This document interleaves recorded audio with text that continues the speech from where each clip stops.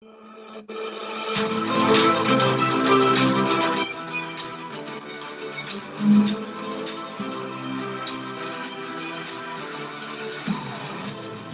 from Indianapolis, Indiana, welcome to the Crossroads Sports Radio Show, presented by Scott K. Nichols and State Farm Insurance.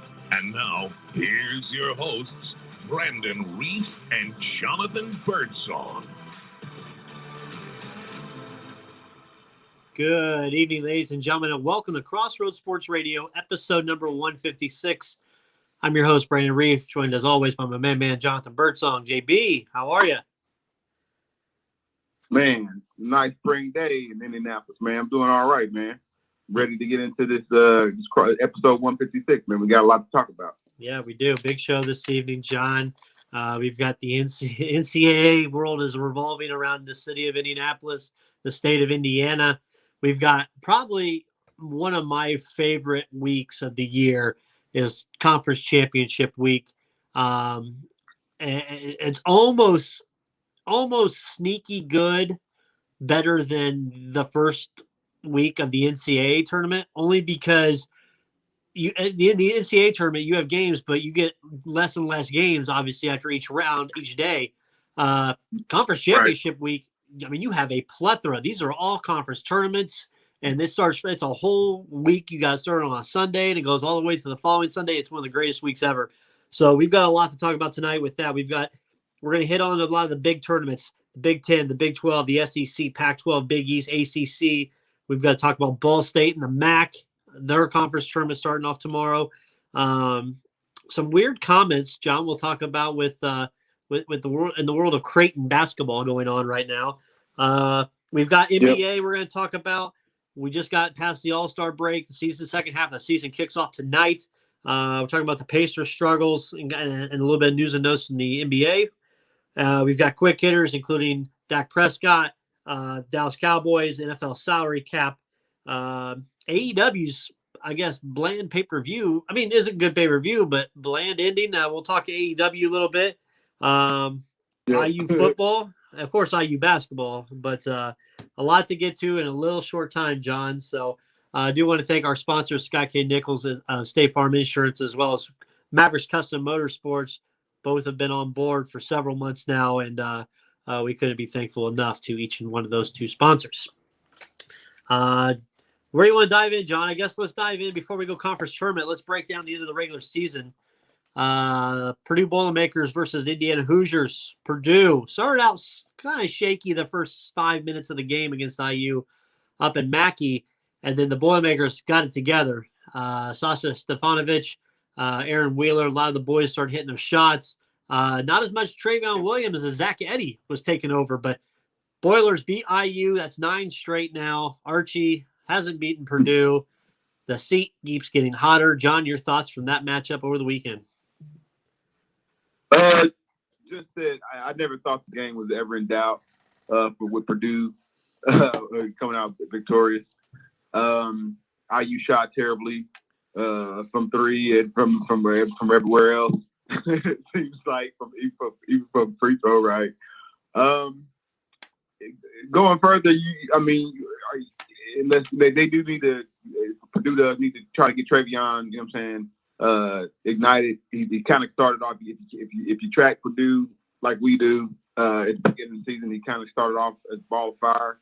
And it's not that he still finished first team all Big Ten, right? But he kind of started from a scoring standpoint and rebound standpoint, kind of started off as ball of fire, and here lately kind of turned into a little bit of a snowball. No pun intended. That now that we got all the snow cleared off, right? But like, no, man. So, but no, they don't. But here's the cool thing about that, Brandon. They don't necessarily depend upon one person now to get buckets or to get rebounds or to play, you know what I'm saying, great defense or at one point even Travion was, you know what I'm saying, I think he was leading the team in passing. If passing the turnover, you know what I'm saying, if you can recall the mid-season. So, but it is concerning how far they want to go as far as the Big Ten tournament is concerned and NCAA kind of cranks up. So hopefully they can kind of get that, you know what I'm saying, corrected. As you know what I'm saying, on the other side of that, I just kind of alluded to, you know what I'm saying, the seat is more than just hot. The seat is, you know what I'm saying, the seat is boiling if you are familiar. It just really is, man. I know, you know what I'm saying, my little notes on IU for them is, you know what I'm saying, they just need to, you know what I'm saying, as they prepare for the tournament, the Big Ten tournament, they, you know what I'm saying, he has to be thinking and they have to be coaching, you know what I'm saying, and preparing that this is his last game against Rutgers, right? And unfortunately, they haven't beat Rutgers any this year. Both those games, if you look at the regular season games when they played Rutgers, kind of, you know what I'm saying, full came down to turnovers, late turnovers and whatnot, and maybe even Ray Thompson not kind of showing up in one of the games, right? Not to call out the kid, but he's also one of the people they kind of depend upon to make plays and to get buckets for him, and he didn't show up. He didn't show up as big in either of those games if you look at the stats. But no, man, the season's more than boiling for Archie Miller. We've kind of it's no longer a joke anymore. It's no longer like they can get past, they can put together. You know what I'm saying? No, they have to win this game to extend their season because they're not. I mean, I don't give a damn what you know what I'm saying. What Nick Peterson might say, who's a friend of the show, or even Joe Lenardi might say, man, like IU beat Iowa twice this year, and that's a top 5 team, but they don't really have any. They don't have any sizzle going into the tournament. They don't have the record to say that they are a tournament team. They do have the name Indiana to the brand name, but if you're not deserving of going to the tournament, you know what I'm saying, going to the tournament with a hot streak, then why would they call your name Selection Sunday? So Archie Miller and the Hoosiers, they have to play this game with a lot of pride. They have to play this game with a lot of passion. You know what I'm saying? And not want their season to end come tomorrow. So more than boiling for Archie Miller. Yeah, Indiana Hoosiers and Rutgers tip off tomorrow. I believe they have a 2:30 game tomorrow. If they do win, give me a second here. If they do win, it looks like I can't see. Looks like they got to go to the number 2 seed, I think. Is that right? Yeah, they got to play Illinois. I think they play Illinois. Yep. If they can get that win past Rutgers. Listen, and we know Indiana and Purdue, but much more Indiana has never played well in the Big Ten tournament. So why expect them to play now well in a Big Ten tournament when even when they had great teams, they couldn't do it. They couldn't shoot the ball well. Something about Binker's life in March that IU just can't get it done in the Big Ten tournament. Could they beat Rutgers? Could I see him beating Rutgers, John? Absolutely. I could see Archie kind of doing a last stand, and the guy's got nothing to lose. Maybe throw out something new. Maybe, try to, 1-3-1 or something just to kind of get these Rutgers guys to move around because you just got bullied in that second half of the game a couple weeks ago against Rutgers. So, right. And Rutgers going to NCAA tournament. I would assume Archie Miller is called. He's come from a great coaching family, not just his brother who's out there in Arizona paying for players. Oh,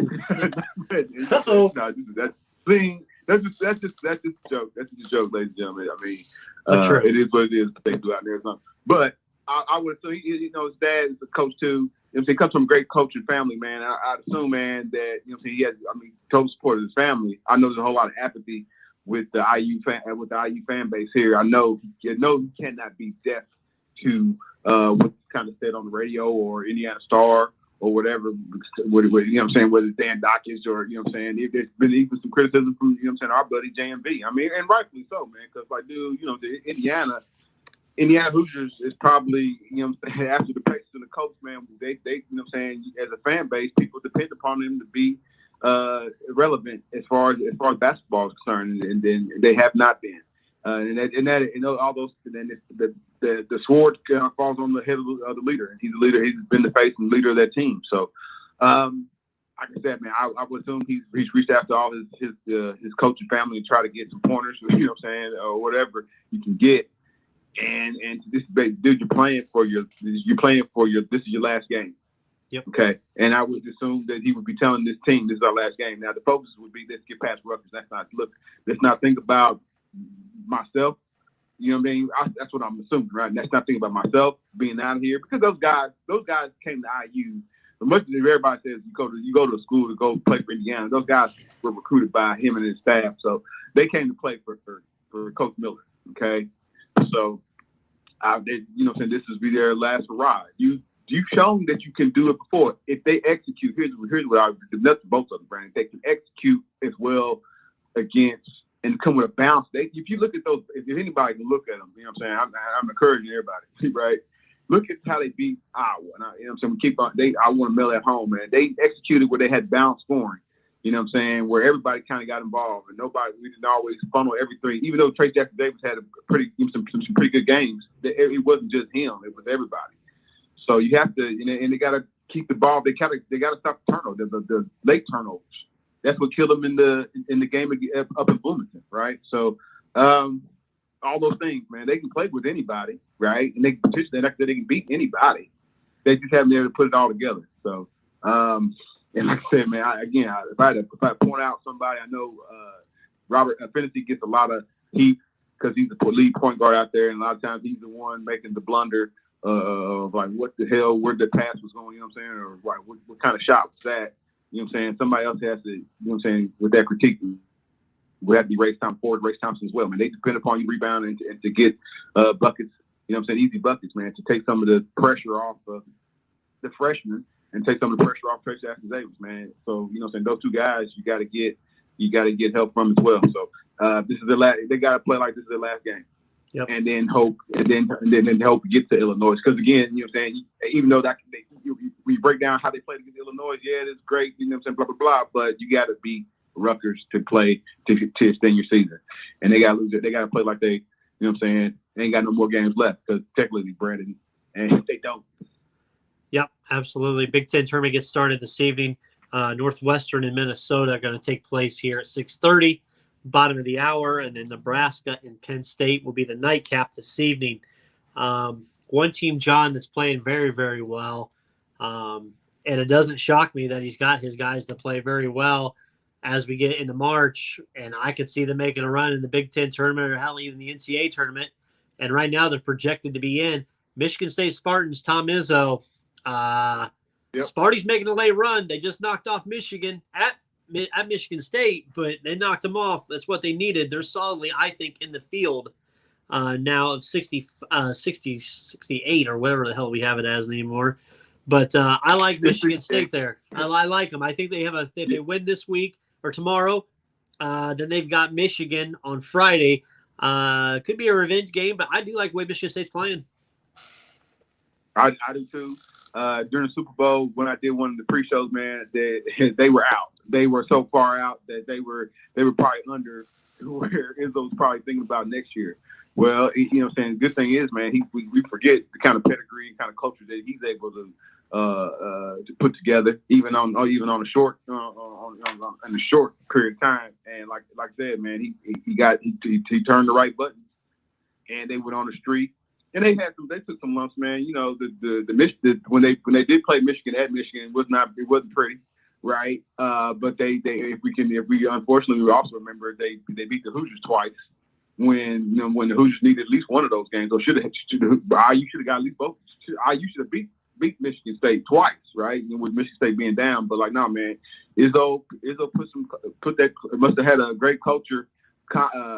Great culture or some great practice, you know what I'm saying? You know, anybody remember, listen to some of those war stories that Gene Katie, you know what I'm saying, sometimes has two practices after a loss or something like that, man, you know, and you just get guys' attention, you know what I mean? So that I would assume Izzo did the same way, man. Again, they don't, what you come to Michigan State for? Not saying the school is not important, but what you come to Michigan State for? So that you can get the scouts and you can get the people, you know what I'm saying, look to get the eyes and ears on you. You know what I mean? The kid from here, he played out. He's been playing out his mind. Aaron Henry, small forward.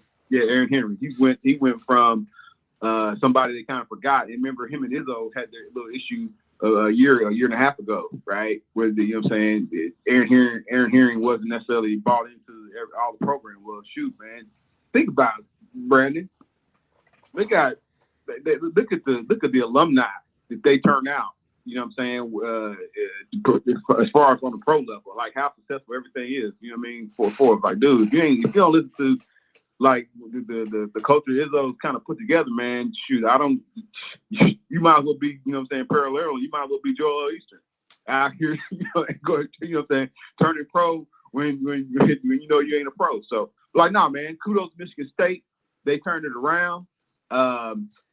Proved me wrong, right? Like I said, during Super Bowl time, I had them out, far out.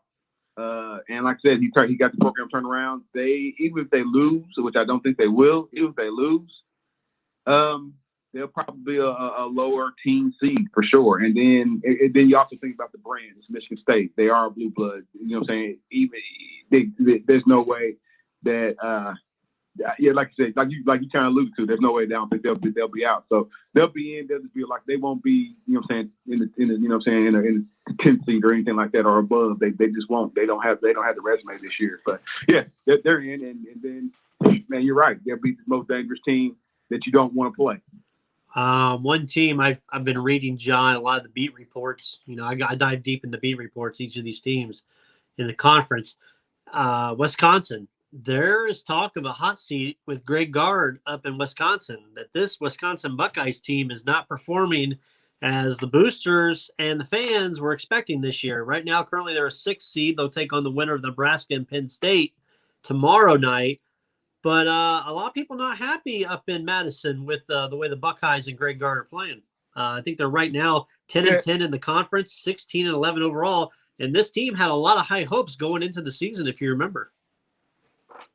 Yeah, because they're returning. We got returning starters, right? And they're a little heavy on the senior side.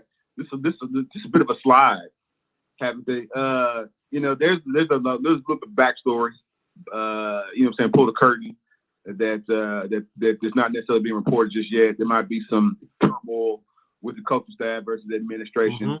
Mm-hmm. Yeah, they've lost 8 of their last 11. Yeah. So.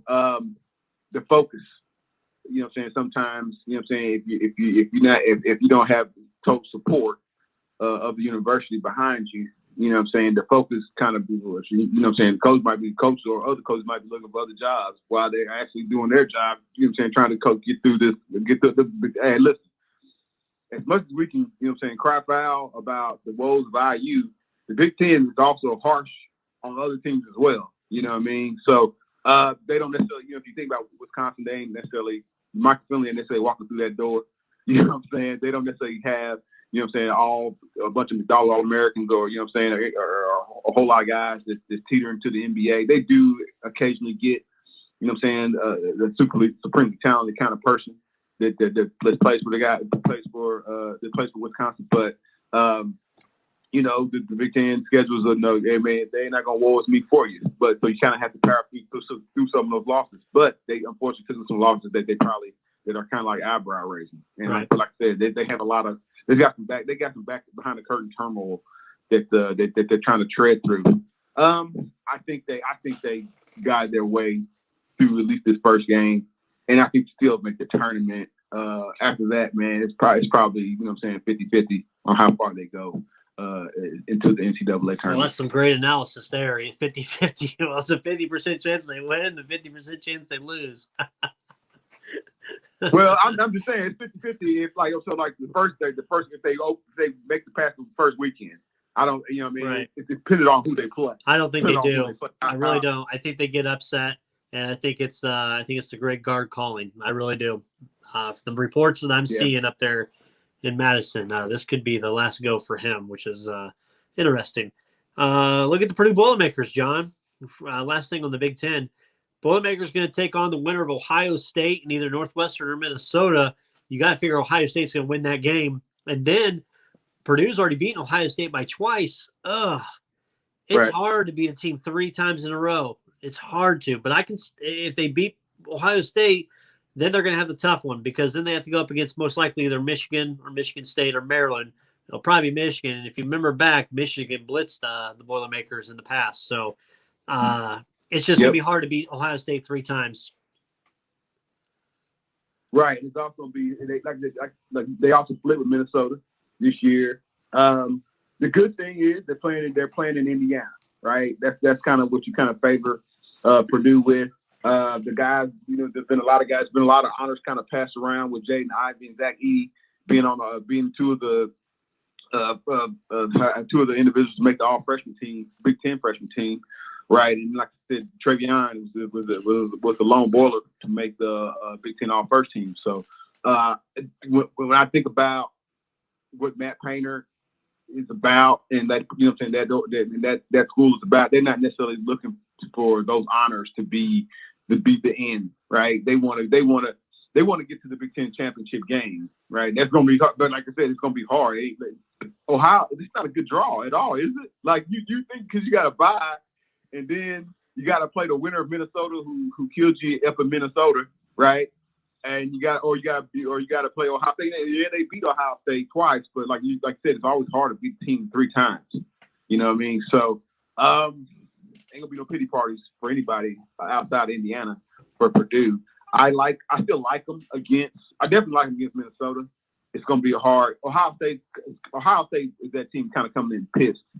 Coming in pissed into the Big Ten tournament and then going into the NCAA tournament because they've had some win-loss turmoil themselves. They don't have the coaching turmoil or team turmoil that some of these other Big Ten teams have, but they're coming in pissed and they're coming in with they probably want to get a better seed than what they will get if they bow out early into the Big Ten tournament. So it's gonna be a tough task. It's gonna be a tough task. So I still favor Purdue against Minnesota for sure. Just Ohio State. I still give the nod to Purdue just because, but you know what I'm saying, third time is not necessarily always the charm. It'll be different than how they beat them. You know what I'm saying? The 2 times they did in the regular season. Okay. All right. Switching gears, looking over on the Facebook Live now, we've got the bracket. I've got the Big 12 tournament, John, and you told me I heard a big gasp from you last time we talked to Big 12. Big 12, John, of the 10 schools that are in this conference, 7 of them are ranked. So you got to think that's 70% of the schools in this conference are ranked teams. Not only just going to get in the tournament, but very, very, very power conference, almost better than the Big Ten, I said, just because of the power. You got Baylor, Kansas, Texas, West Virginia, Oklahoma State, Texas Tech, and Oklahoma, all those teams. But hell, if you look at the rankings, John, you've got 2, and then you got 10, 11, 12, 13. I've never seen that, where you got four teams, all in the same conference, that all ranked 10, 11, 12, 13, all right there. So you look at that conference tournament, which I had it here in a moment, but you've got the ones that stick out to me. And by the way, I didn't realize how bad Iowa State was. Iowa State, John, is 0-18 in the conference. They're 2-21 overall. The Fighting Hoibergs. No, Hoiberg's in Nebraska. They need Hoiberg back. Oh, I know, but the Fighting Hoibergs, I'm saying, are 2-21. Yeah, you're in a Big 12 conference. You might get relegated for that. Well, football carried them over this year. So, no, man, the Big 12 tournament kind of boils down to probably whoever gets the hottest hand. A lot of those teams are playing their best basketball in March, with what all coaches, whether it's Bill Self or our buddy Scott Drew. I was going to say Homer Drew. Scott Drew. You want to be playing your best ball going into March, and that's what's happening. Kansas took their lumps early on in the season, either with injuries or COVID. The players being in and out. And now here they are. You know what I'm saying? No, they didn't win the regular season like they normally do. They succeed. They kind of conceded that to Baylor this year. And Baylor is, and even Baylor who has some issues here like the last couple of weeks as far as COVID is concerned, with tracing and whatnot. Here they are. I think if we go back 4 or 5 episodes, man, before, you know what I'm saying, they had their little, before they had their COVID scare, you had them potentially getting to the Final Four. They do have a very talented team from 1 through 7. Not even 1 through 8. You know what I'm saying? And we know the pedigree that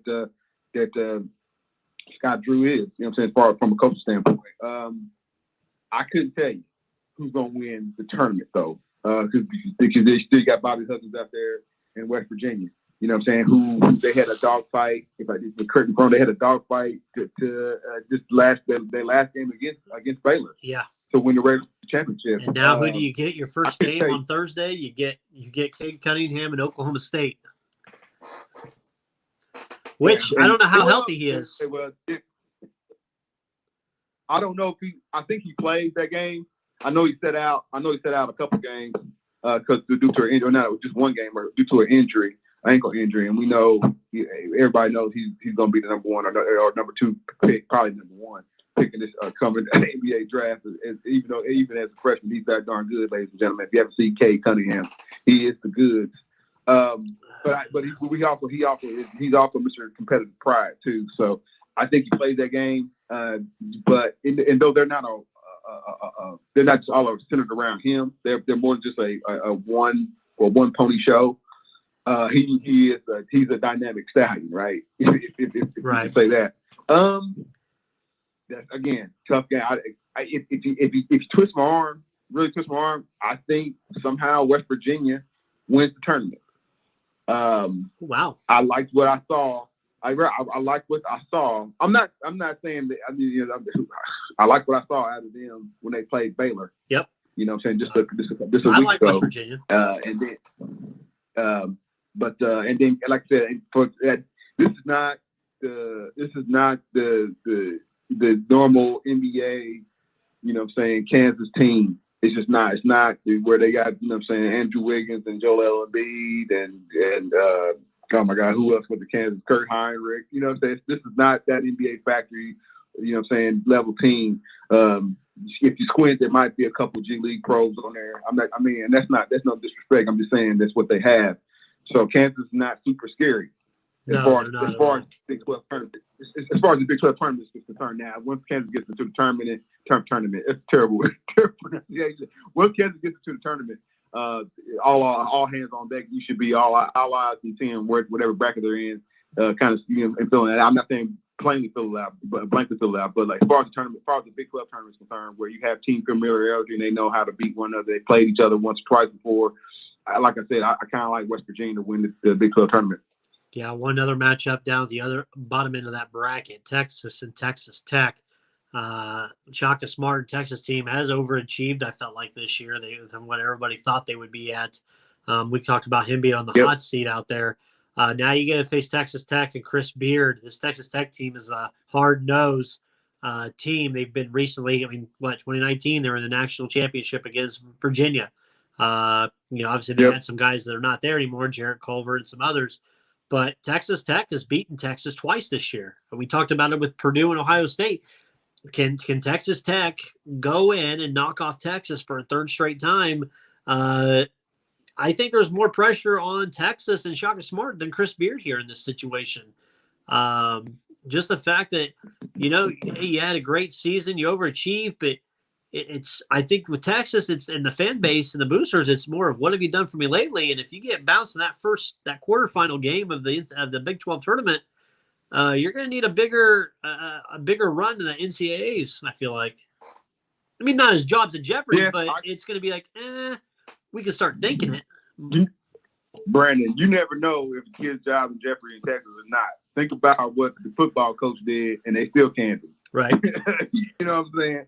So. But I don't know if there's a better coach that wants to go coach at Texas than Shaka Smart. You see what I'm saying? Like they how, you know what I'm saying? My guy got S-Can and they brought in Alabama, you know what I'm saying, who has been around the world in a day between USC and Alabama, right? But like, no, man, all that kind of like off the court kind of stuff. McClung, who transferred from Georgetown to with a lot of noise, if anybody can remember, to transfer from Georgetown to Texas Tech.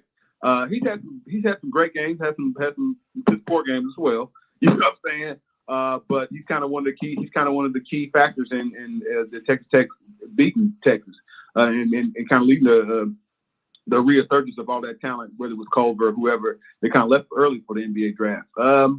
If you ask me right now who would win that game, I'd have to go with Texas Tech for sure. Miles Turner won't like that, but yeah, I agree with you on there 100%. I want to look over now. What's the next conference I have on my list here, John?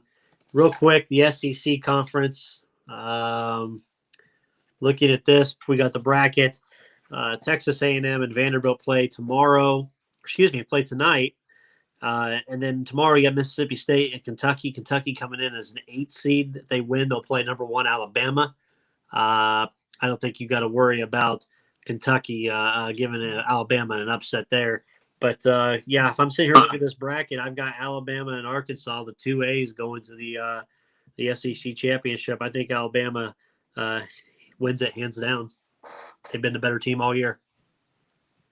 Coach Cal never got his team's attention, man. He's got some guys that are one and done guys, at least 4, and he never got his team's attention enough for them to play cohesive team basketball and not go out there for themselves. This team never really identified a point guard. I think their lead assist man might average maybe like 3.5 assists. Maybe it might be up to 4. You know what I'm saying? But the turnovers, outdo the assists on this. So they got a lot of guys that we'll see next year and it pop up in the draft or pop up in the G League or something like that. You know what I'm saying? They'll kind of wow us or whatever, maybe. You know what I mean? But he never kind of got this team going after week after week after weeks, man. It was like, dude, man, I was almost like I couldn't believe, you know what I mean? Mm-hmm. But it kind of is what it is, man. When you think about meeting Adam Silver and playing for the Oklahoma City Thunder or the Houston Rockets, man, you know what I'm saying? It doesn't matter, you know what I'm saying, what McDonald All-American, what you saw, what you shown them pre-Kentucky, that's kind of what they kind of got their mind on. No, man, the SEC kind of boils down to Alabama and Arkansas. LSU would be right there, but they lost too much firepower themselves over the last couple of seasons to the NBA. But like, you know what I'm saying, believe it or not, Arkansas is back.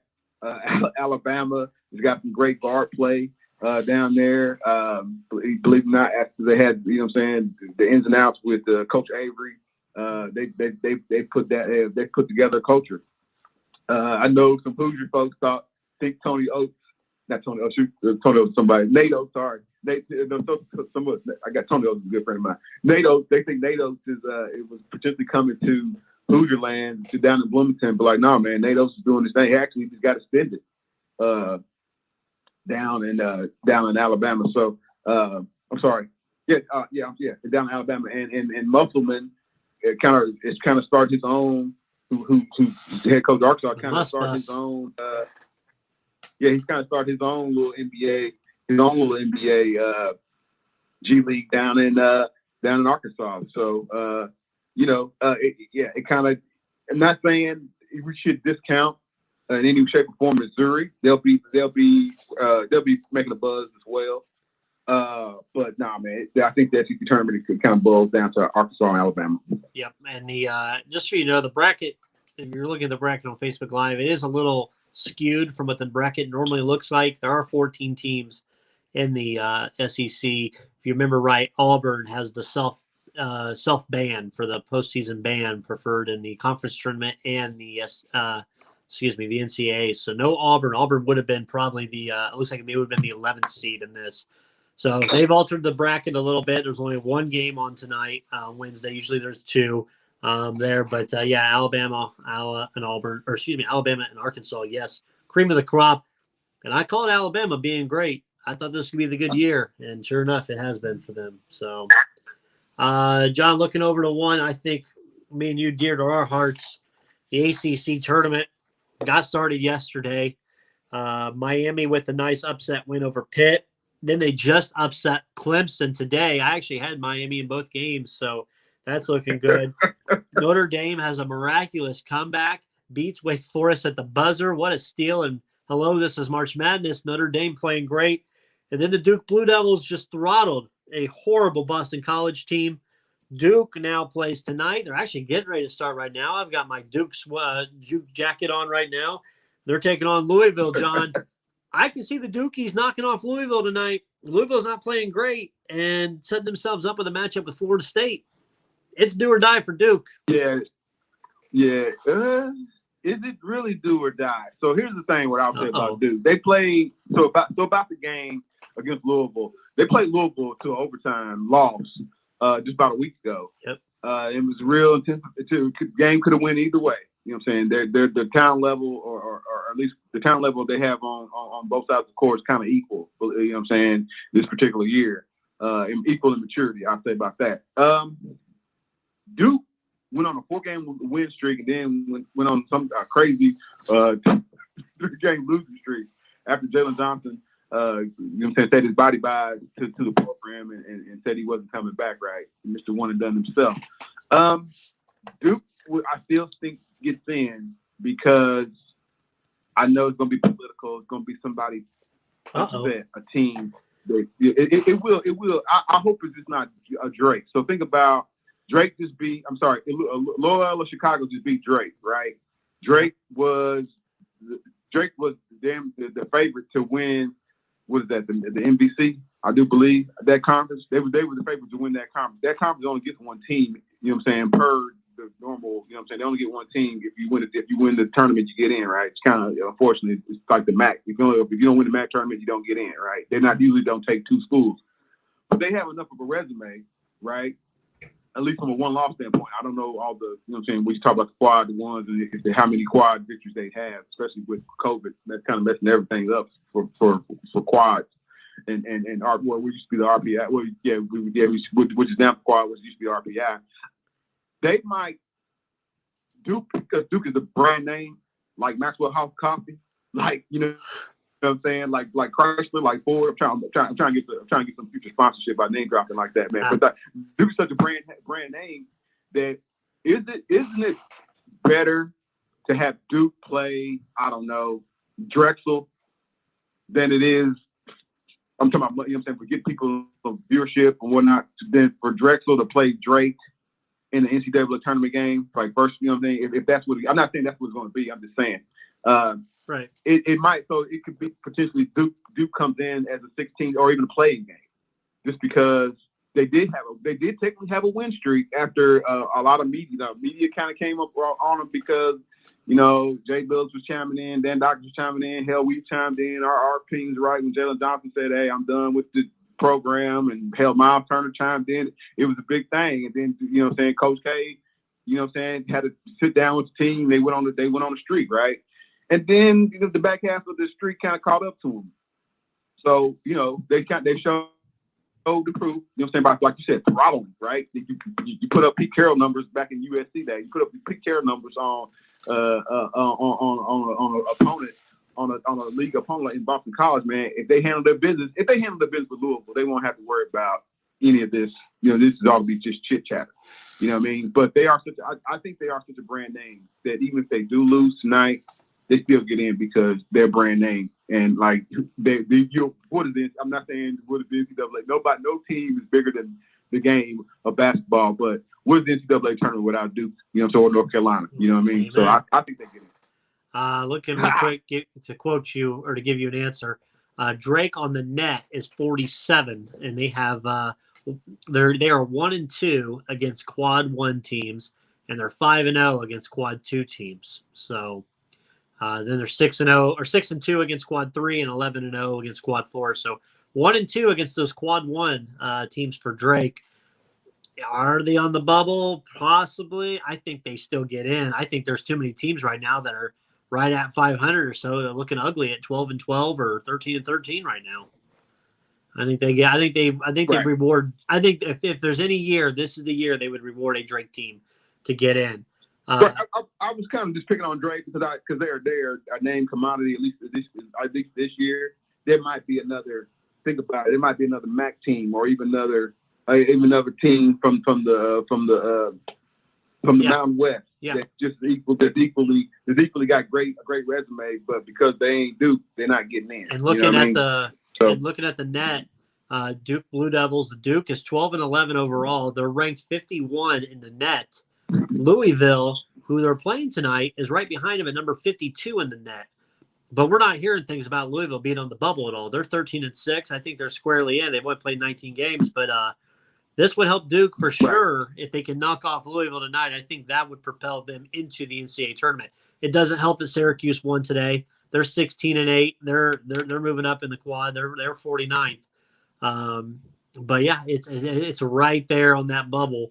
for Duke. And it looks like Duke's moved up 9 spots in that recently. So after that win that they had a terrible loss at North Carolina. But we'll see what happens with the Duke Blue Devils. Tanner, I'm glad Tanner's not chiming in on that. So last conference I want to go through, John, we won't talk about your Pac-12. Besides their good conference, I like the Pac-12. Real quick, Oregon's the 1 seed. USC is number 2. I think it comes down to I think it's Oregon, USC. I think USC actually wins the conference championship there. UCLA, I think they take on Oregon. They did end up beating Oregon a couple weeks ago on a comeback game for UCLA, but I like USC to win that conference tournament easily. Yeah, another guy to kind of keep your eyes on if you're a basketball nut would be the kid that plays for USC named Evan Mobley. If this kid ain't Chris Bosh reincarnated on the basketball court, he is a one and done kid. Hell, is that USC? I don't know how these teams do it, man. USC hired his dad. His dad's the AAU coach, and they hired his dad to coach the team, and then lo and behold, he gets both his sons get to play for the team, man. Ain't America great? Like, no, man. All those aside, man. Evan Mobley, he if you pull up some video of Chris Bosh at Georgia Tech, and you put a video of this kid playing at USC, it looks awfully very. It looks like it's like you watching the shadow of Chris Bosh, man. I don't know whether he kind of put together a resume. Chris Bosh has got nominated to be a Hall of Fame finalist, right? The other day, whether he put together an NBA career like that, I don't know. But from a collegiate standpoint, man, he looks a lot like Chris Bosh, man. And he's, when was the last time we would kind of talk about USC kind of having a deep run? I don't think we've had that since. Since OJ Mayo, right? So, you're right. It kind of comes down to USC and Oregon this year in the Pac-12. Yeah, going to one of my favorite tournaments of the year, John, always conference tournament with all the nostalgia, the Big East tournament there at Madison Square Garden. Georgetown, Patrick Ewing's Georgetown team has been coming on as of late since they had that COVID break. They knocked off, and not just knocked off, they had a solid beatdown of Marquette this afternoon. So they've drawn number 1 Villanova. Butler right now is taking on Xavier, and close your eyes because they're down by 16 at halftime against Xavier. So the Bulldogs looks like 14 now against Bulldogs. So the Bulldogs, it's not looking good for Butler this year. They come in as a 10 seed, DePaul and Providence. But looking at this, you got UConn back in the Big 12 or the Big East again. Excuse me.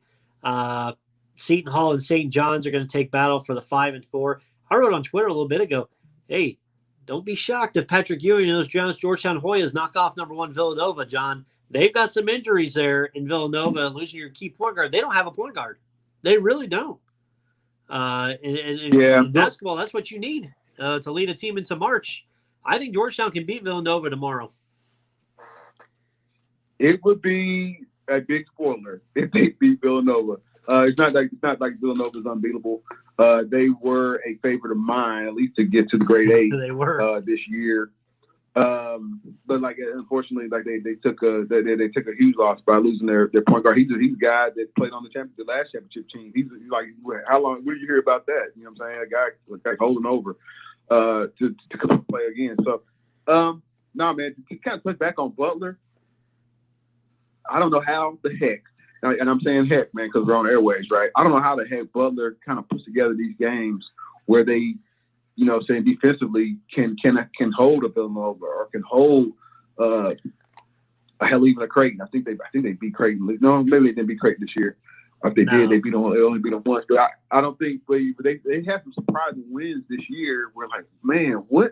They don't get a whole lot of criticism over it because everybody, all eyes are on IU, and after that, all eyes from a basketball standpoint are always seemingly on the Pacers, man. So sometimes Butler kind of gets a pass in that regard, man. But I don't know how this particular team, anyway, this year, whether it was Golden, Harris, or Bolden, or even Nance, like they put together great games. You know what I'm saying, where they beat Villanova, but then they latch back and like they, Xavier kind of owns them, and I know that's one of their old blood rivalries, right? You know what I'm saying, and that's kind of what they kind of really did. They did beat Creighton. They beat them 70-66 in overtime at Hinkle. Well, That's what I thought, man. What'd you say? Ed Hinkle. Now, I want to, and I'll lose my mind about that every time. They don't belong. Here we go. I knew it was coming. They went for the money, and they don't belong in the Big East because they play better when, of course, everybody plays better at home, but they play better in the Midwest when you have a fan base that's rooting for you. And I know COVID games ain't nobody watching or whatever, but like it is what it is, man. Butler goes into Madison Square Garden. I get it. It's the mecca of basketball. I get it. Bright lights, big city, but they are hand slapping on the floor. They are, you know what I'm saying, Hoosiers, that old, you know what I'm saying, movie, right? That's what Butler's about.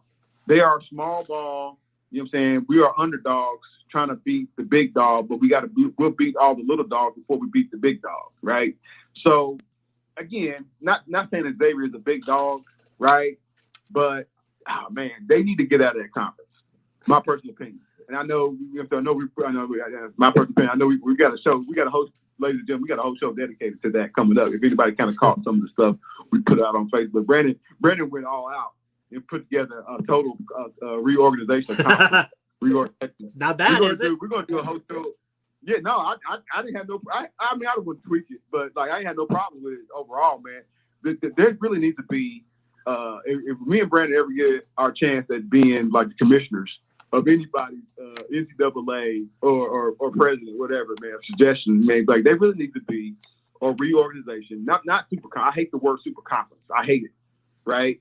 And I do appreciate the as you do, and I think as you do too as well. I do appreciate the level that we have an ACC, we have a Big Ten, we have all these sub conferences and whatnot. But like sometimes when you look at it, it doesn't make sense for Rutgers. I'm gonna pick on Rutgers for a little bit to be in the Big Ten. It doesn't make sense for Butler, a Midwestern school with Midwestern ties and Midwestern recruiting, to be in the Big East, which is a very East Coast, New York, Philadelphia, New Jersey. You know what I'm saying? That ain't Midwest. You know what I mean? So all right. We'll get into it. You're already. I don't want to get into it. You are diving into it already. You gotta save it. We'll talk about it. We'll talk about it a little bit later, but it doesn't make sense for Butler to be in there. And so, like, and that's why they're not gonna never win. I'm gonna say never. They'll never win the Big East so long as they are in the Big East until they play a game. Until the Big. What, Brandon? Our credentials have been revoked to Butler. In the United Center, they'll never schedule a game in Chicago. They'll never schedule a game in here in Indianapolis. You know what I mean? Yeah. So why is Butler playing in the Big East? You know, I don't know. That's my 2 cents. But let's go around the way. What else we got to talk about? I went off on a tangent. Shame on me. No worries. Ball State, real quick. Ball State and the MAC, they take on Toledo, number 1 seed. Ball State, the last seed to be able to make it, 8 seed against number 1 Toledo tomorrow, 11 a.m. I think it's gonna be a tough road for the Cardinals to get past Toledo in advance. Just been an up and down year for the Cards. Up and down year. They went on a winning streak, which was great. A lot of folks, man, me and you kind of chime in on the Ball State Facebook fan page, right? Folks were actually kind of calling for Whitford's job. I was just like, man, you can't be serious, man. I didn't argue or debate with them. I just kind of let them have their opinion.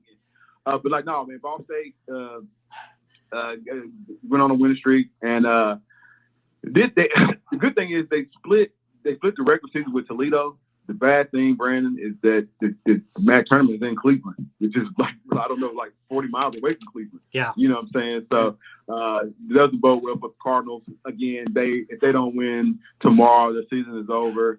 They don't necessarily have enough resume, or you know what I'm saying, or enough sizzle to get to the tournament, get to the big tournament. NIT CIB might be, if they have a CIB this year, might be something they want to look down. Well, so. It's like, no, man, they got tomorrow. They got to play their minds out. They got to play their best Ball State basketball tomorrow. Whether, you know what I'm saying, and not necessarily worry about where they're at, you know what I'm saying, close to home or not. So I don't know.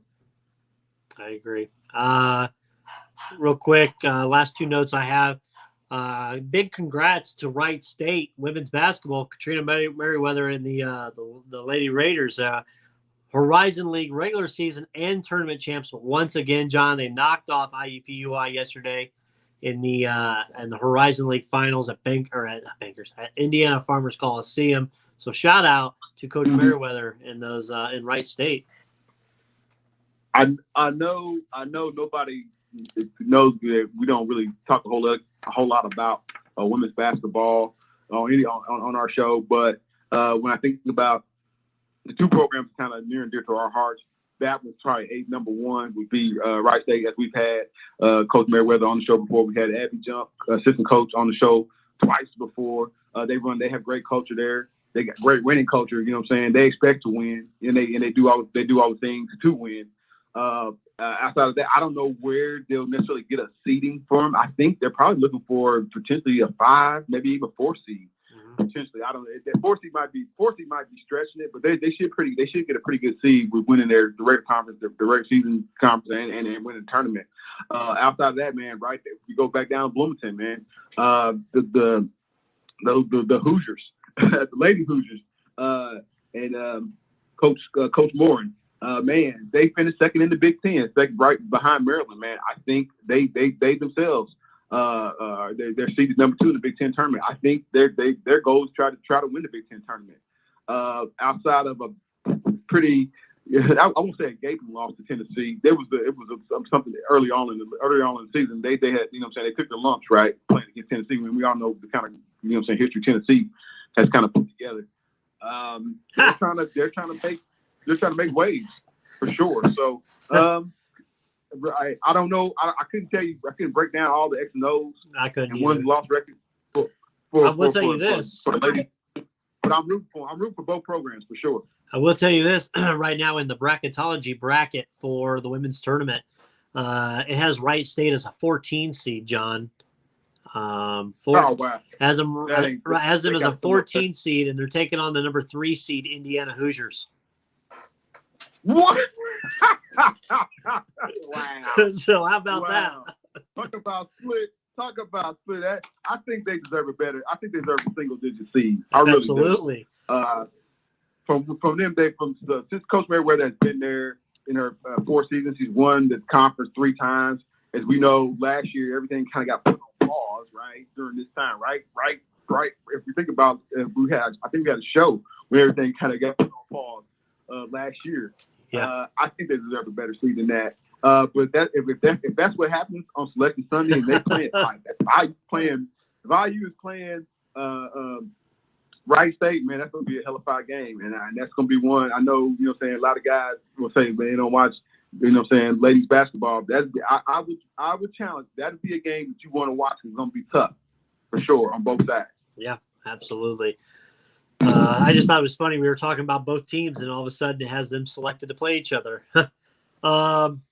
Update: Duke up 11-7 with 10 minutes to go in the first half. So they're looking good. John, I do want to switch gears and kind of go to the serious side real quick on college basketball before we put a bow on it.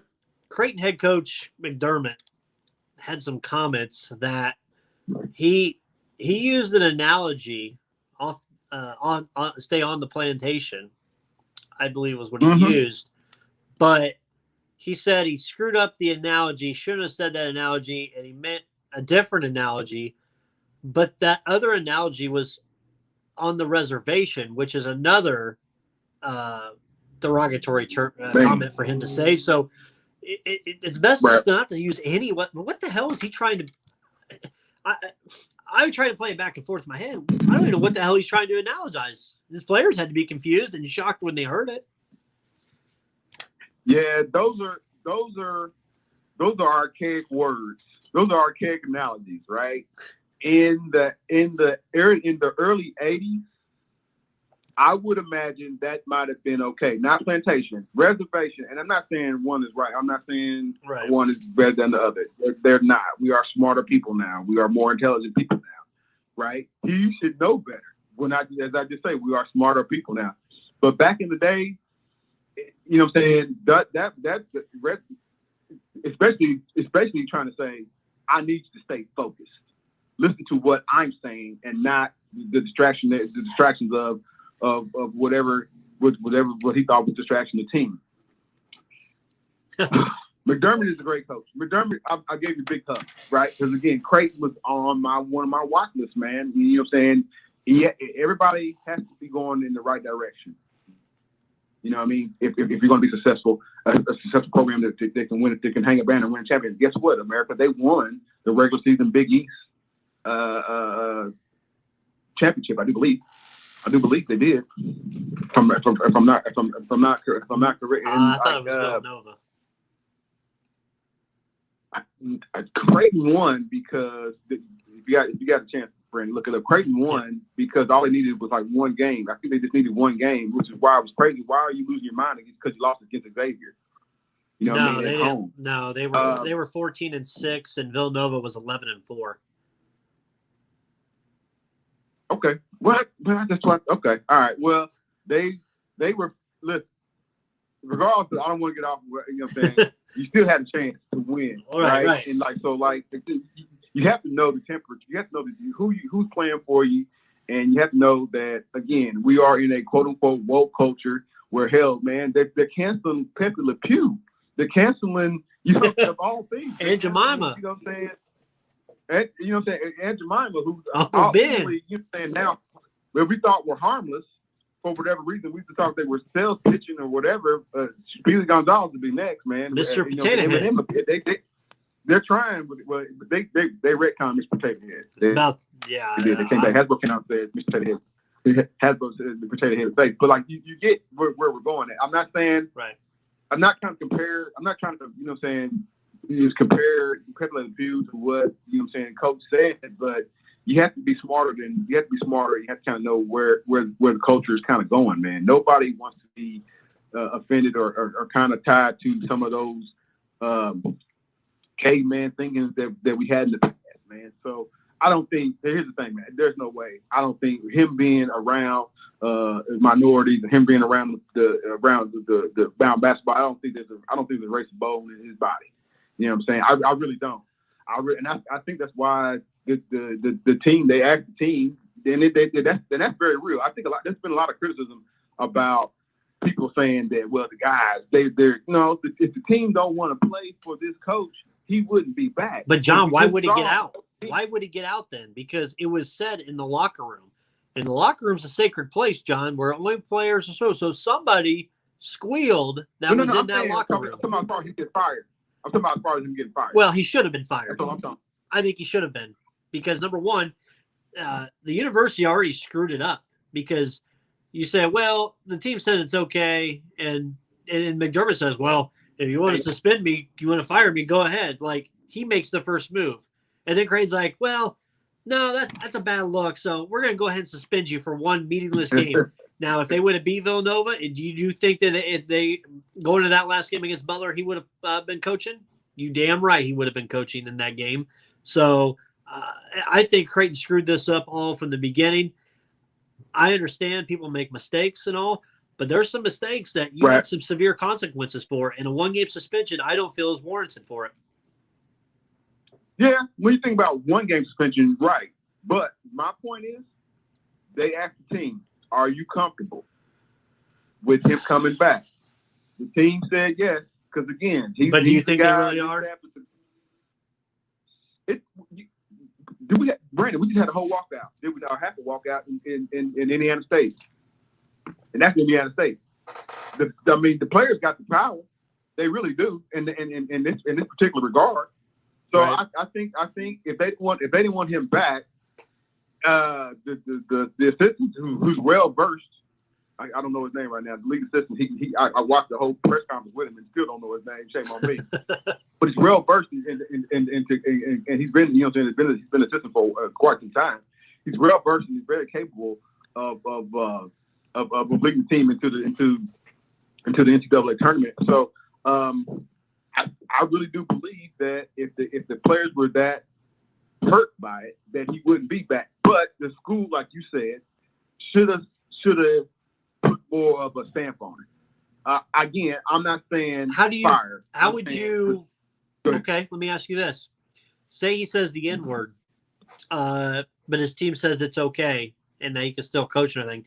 How would you feel with that? I don't think he would. I don't think he could have came back from that one, because then the school would have been like, no, that is the word we can't come back from.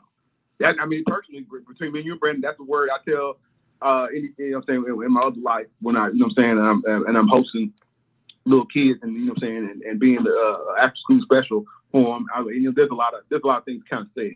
You know what I'm saying? Even you know what I'm saying, that you allow to be said around you, just because they're kids, they're gonna make mistakes. And I tell them, I say, hey man, if we can say a lot of things, and that ain't one of them. And they kind of know that. I watch kids of all race, creeds, and ethnicities, right? But again, to your point, Brandon, the school should have did a little bit more and said, yo, we're going to take you out. And from the start, not backtracked and then said, well, now they let him coach another day. They let him coach another game before they did it. Yeah. So, and even let's look one forward. Miles Leonard, the Heat center. He says he's away from the team indefinitely. He used that anti-Semitic slur on a video game live stream. And it's happening. Here's the sad thing, John. It's happening so relevantly now for these athletes, or you want to call them so-called athletes.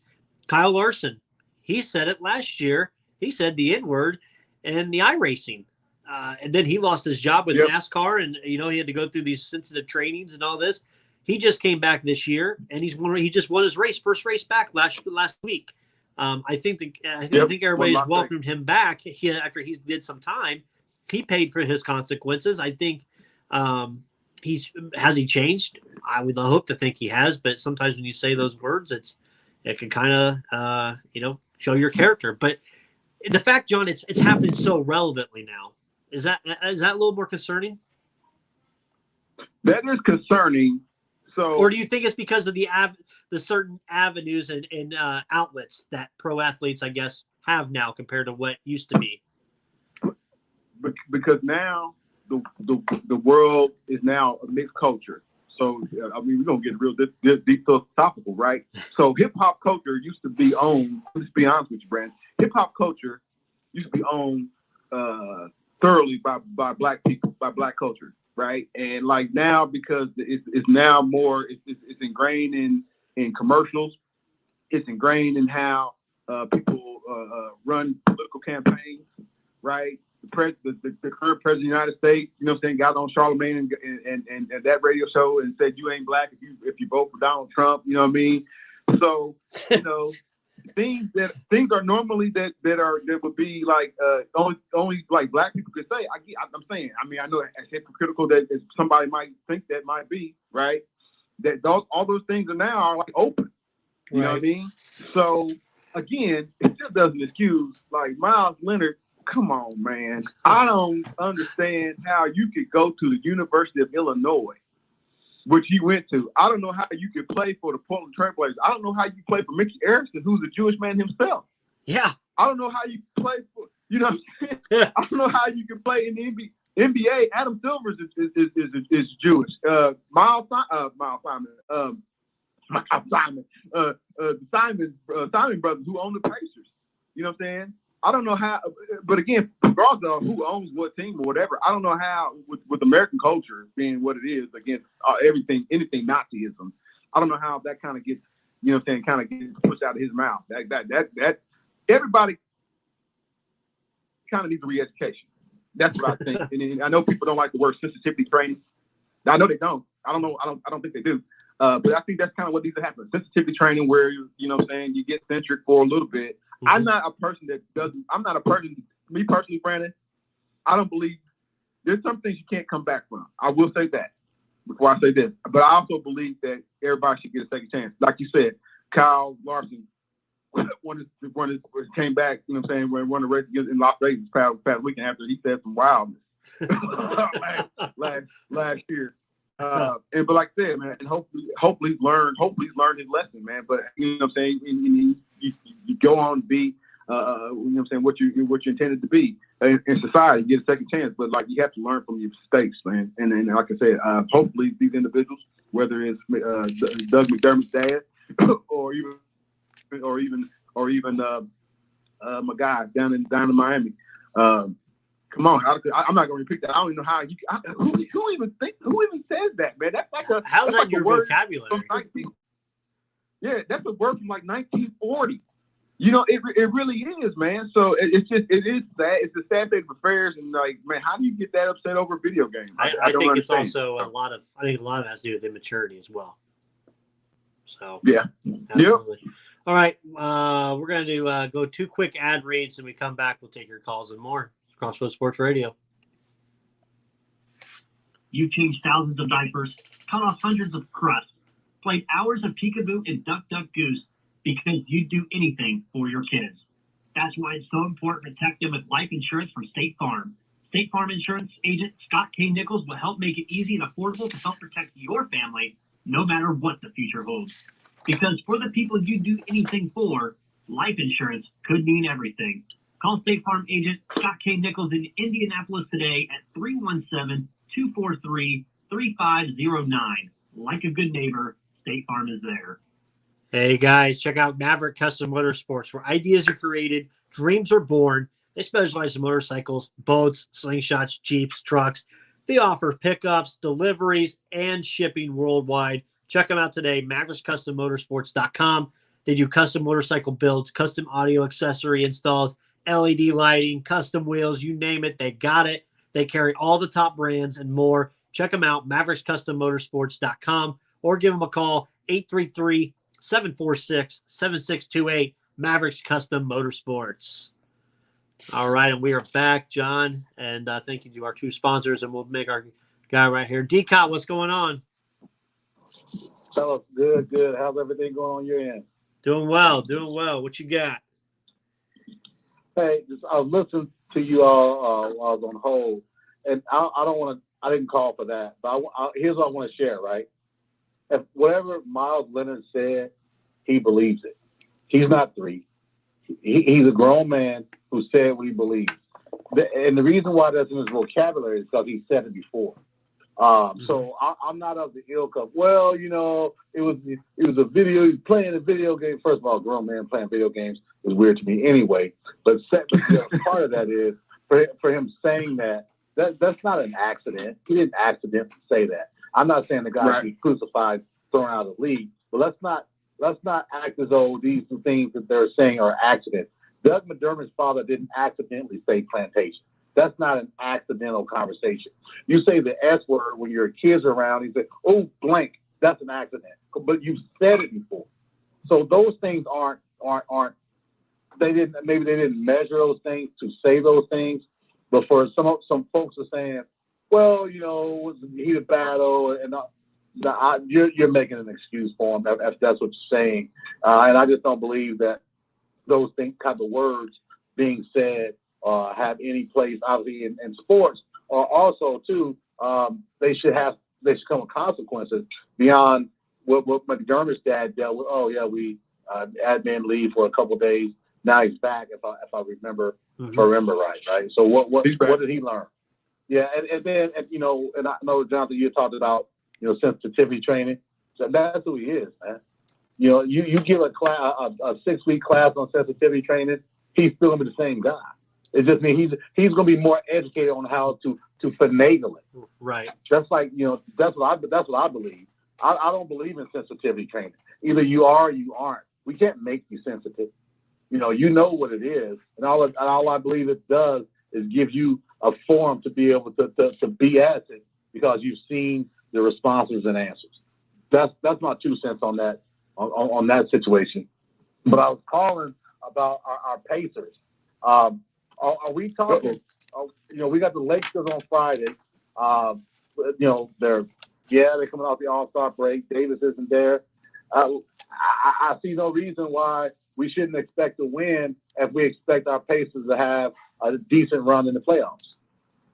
They don't have their second best player, arguably maybe their first best player at this point of their careers. Why wouldn't we expect to win on Friday? John? Ooh, man, oh man! I wanna live the Rocky Mountain high of Sabonis winning the skills competition, and hopefully they can take that into and mesh that into some type of winning streak.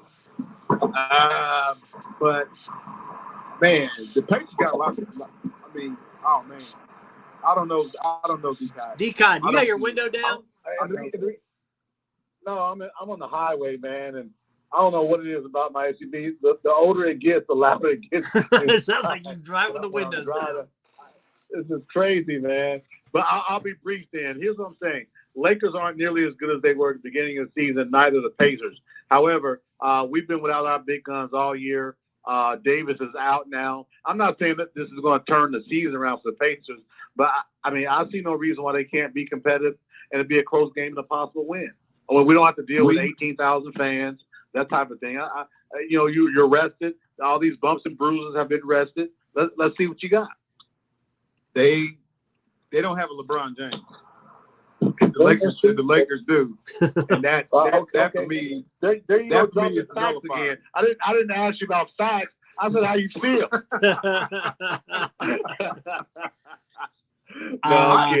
But no, I'm not. I just kind of expect more. I really do expect more from the Lakers in the second half. They can't necessarily slip into a fifth or fourth seed. They don't want to slip. How about that? I know they kind of conceded the second to Phoenix. I don't necessarily believe Phoenix is going to do a whole lot of noise come playoff time, and I think they might even slide themselves. I want the best. I want the best for the Pacers. I've seen a lot. I learned a lot just by watching Sabonis, not necessarily in the All-Star game, as we well know. I think I only had 2 points in the All-Star games, unfortunately. But I learned a lot from just kind of watching him just past the All-Star weekend, man, and him winning the skills challenge. I don't know how much people put a lot of weight into it, especially with him coming in second last year.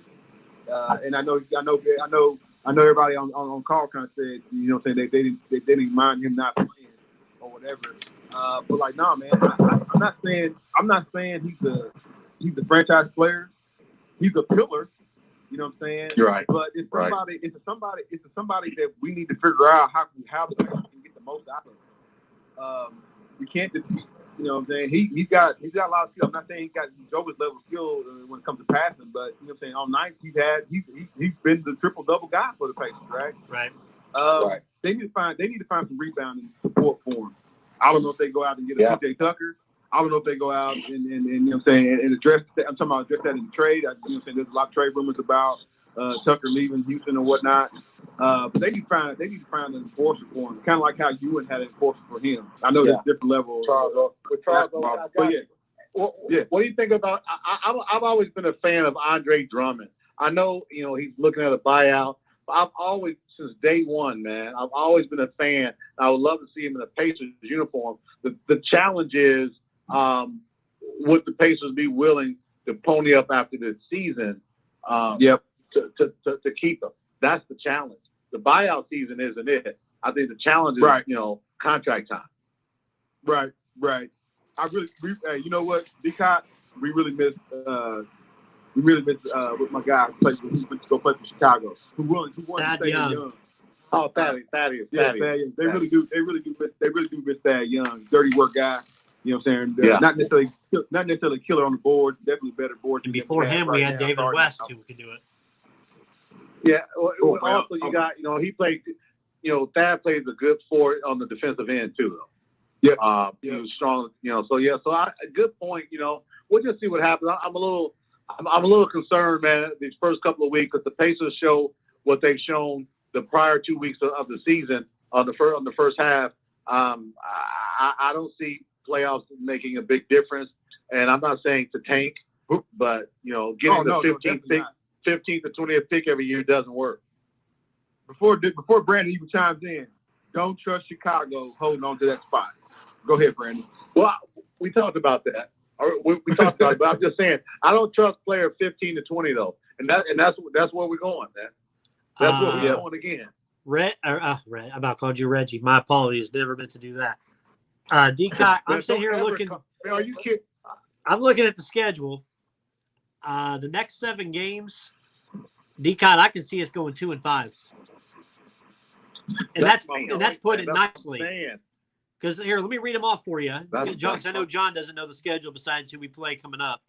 You got Lakers, at the Suns, at the Nuggets, home against Brooklyn, at Miami, at Milwaukee.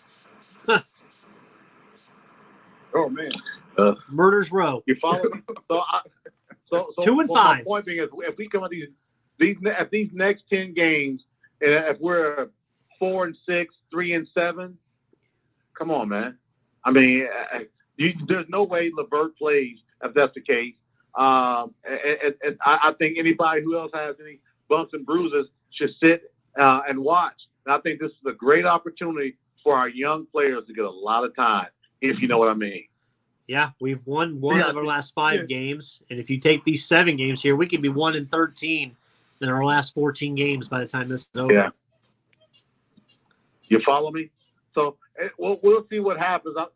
Hey, I'm going to keep it like this. I'll be watching on Friday night. I'll watch. I'll hope for a win, and I won't be shocked if we lose. I'll leave it at that. How about that? Right. Well, temper your expectations. I think that's what you're saying. We just got to temper our expectations. But the reason why I said about Friday, though, we're fresh. We've been out for a week. After that, like I say, it's going to be a tough road. Our next manageable game is Detroit again on the 24th of March. Yeah. That's the home game that there's a good chance we'll win. I mean, so I'm telling you, I'm hoping for something good, man. I'm hoping that we can pull it together, but I don't have a lot of hope that it's going to happen, though. I agree. All right. Appreciate it, D-Cot. D-Cot. My 2 cents on that, fellas. Well, hopefully next week we talk to you, man. we'll get a couple dubs. So we'll see. Let's see what happens, man. I'll keep you guys posted on my end too. All right, appreciate it. Thank you. All right, be safe, fellas. All right, that's D-Cot. We're gonna go to our other guy here, Mr. Fred Feldner. What's going on, my guy? Long time no talk. Hey, what's happening, fellas? Crossroads Sports Radio family. We've missed you, Fred. Yeah, man. Sometimes life takes over. I hear you. You take a couple weeks off. That's right. Recharge the batteries. Got to recharge. Oh, did I lose John? John, did I lose you? I thought I lost John for a second on my board. I lost you on the board. So, what you got, Fred? Oh, I was just going to say, take cover. Let's talk about this. Sorry, I know you wanted to talk about the end of Dynamite. I know you're chomping at the bit. This is some goofy ass WWE crap from back in the Vince McMahon days. You think about something he would come up with. Now, I don't know if it was something was supposed to be and it came off that way, or they actually meant it to come off like that and try to fool people. But that did not look good. The match was great. The ending, though, is what you're going to remember most, I feel like. Yeah, I mean, I guess it all depends. I think if you've watched wrestling and you've been a wrestling fan through the years, like you've lived through, December to Dismember, WWE, CW, and when, Undertaker killed Paul Bearer in the Cryptic Keeper match, and so, Hell in the Cell ended in a DQ most recently. Like, there's been a lot of times where you've ended a pay-per-view and gone, what the hell? Like, and it's just a super goofy finish. Here's the thing with that finish, though. I'm not a pyrotechnics expert. I don't even really mess with fireworks. I don't mess with 4th of July, period. I damn sure don't give a crap about fireworks. So, I don't care about all that crap. But fireworks are done sometimes, the little detonator thing didn't go off the way it was supposed to. And I know in crunch time it's different for everybody's the super booker, and they're like, oh, if I was Tony Khan. But if to take the driver's seat on that one, it would have been real simple to sell that one. Get in the referee's earpiece under his silly hazmat suit that he was wearing. Get in his headpiece and talk in the earpiece to the ref and say, tell Eddie Kingston to stand up confused, looking around, pissed off. And Eddie Kingston gets up like, what the heck? Like nothing happened. What happened? And he turns around and looks at the big Jumbotron, and it's Kenny Omega and the Good Brothers laughing, and they do the Bugs Bunny, like, Wile E. Coyote, like, oh, we got you. And you keep it moving. And, for anybody that's familiar with the exploding barbed wire death matches, this isn't like a new thing. If you want to do your homework, go on YouTube. You can find the Hayabusa Onita match, which I think is the better of the two. Rest in peace to Hayabusa. But Onita and Hayabusa wrestled in an exploding barbed wire cage match. And then, of course, there's the infamous Terry Funk Onita exploding barbed wire match. And at the end of that match, it's like a huge explosion. Like everything just go. It's just a, you know, think of like you've seen the RCA Dome implode and stuff when they got rid of it. Right. You know, it's kind of similar to that on a very smaller scale. It's just a lot of boom, boom, boom, boom, boom, boom, and then just a giant plume of just smoke and stuff covering the remains. So like that was the desired outcome of that finish, and of course it would have made more of an impact. I think, you know, Dynamite's starting here in 39 minutes. I'd say at the start of Dynamite, pull the WWE what they love to do. Instead of starting with a match, start with a promo. Have Eddie Kingston in the ring pissed.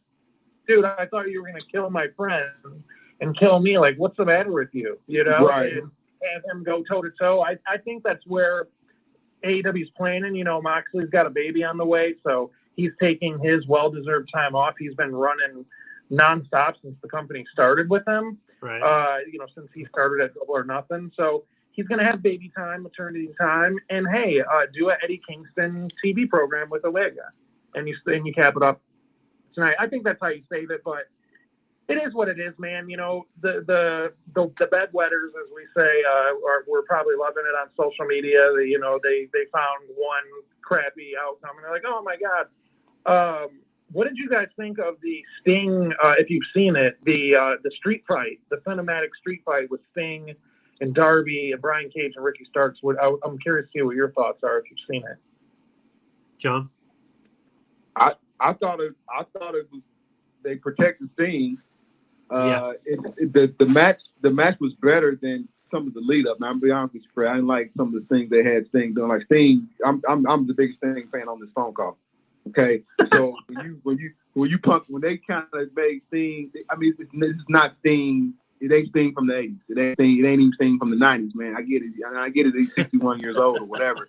But I just remember Sting beating up 30 guys on Nitro a night. You know, coming down from the rafters or taking Ric Flair to a 45 time limit draw, and like that's kind of not what we kind of had. And like I said, leading up to it, they haven't necessarily let him showcase the best Darby Allin. They've had Darby Allin get dragged off, and some of the psychology has been off, my personal opinion. But the match itself and some of the things they had Brian Cage do, where the suplex deal where he was kind of carrying Darby up the stairs, and like I said, some of the other things that kind of I'm encouraging. I won't be too much of a spoiler on the call, but because I know you saw it, Fred. But no, man, I like that particular match. I don't know if the plan is to keep Sting around, but I think it's time to send him home, especially with Christy Cage kind of coming on. You can do a little bit more stuff physical with Christy Cage. This is turning into the WWE. They keep bringing everybody over. John, did you see the thing I sent you? Go ahead. Brandon, where's talent supposed to come from, though? Like, where does talent come from? Well, they've done a hell of a job developing it themselves. So why get the other? Yeah, and they have. Orange Cassidy is a bigger star than 90% of the WWE roster right now. Like, he's more over than 90% of what's happening on WWE. That's a homegrown indie guy. That's not. But the problem is that same rhetoric never gets used with the other company. They get to poach New Japan, Ring of Honor. I mean, hell, half their stars are Ring of Honor guys. Daniel Bryan, like Seth Rollins, Samoa Joe, like their whole roster. The thing with AEW is they pride themselves. They pride themselves on saying we're not WWE, we're different, we're giving a different like. But they never said that though. But that's what they're giving off. They're saying it without saying it. He's saying, well, yeah, but Chris Jericho went on TikTok a while back. I'm sorry, I didn't mean to. Did you see that TikTok I sent you? Oh no, I was just saying. I think that's more of an internet expectation. You know, it's one of those snowball things where people online are like, "Oh, they were supposed to be an alternative." Like,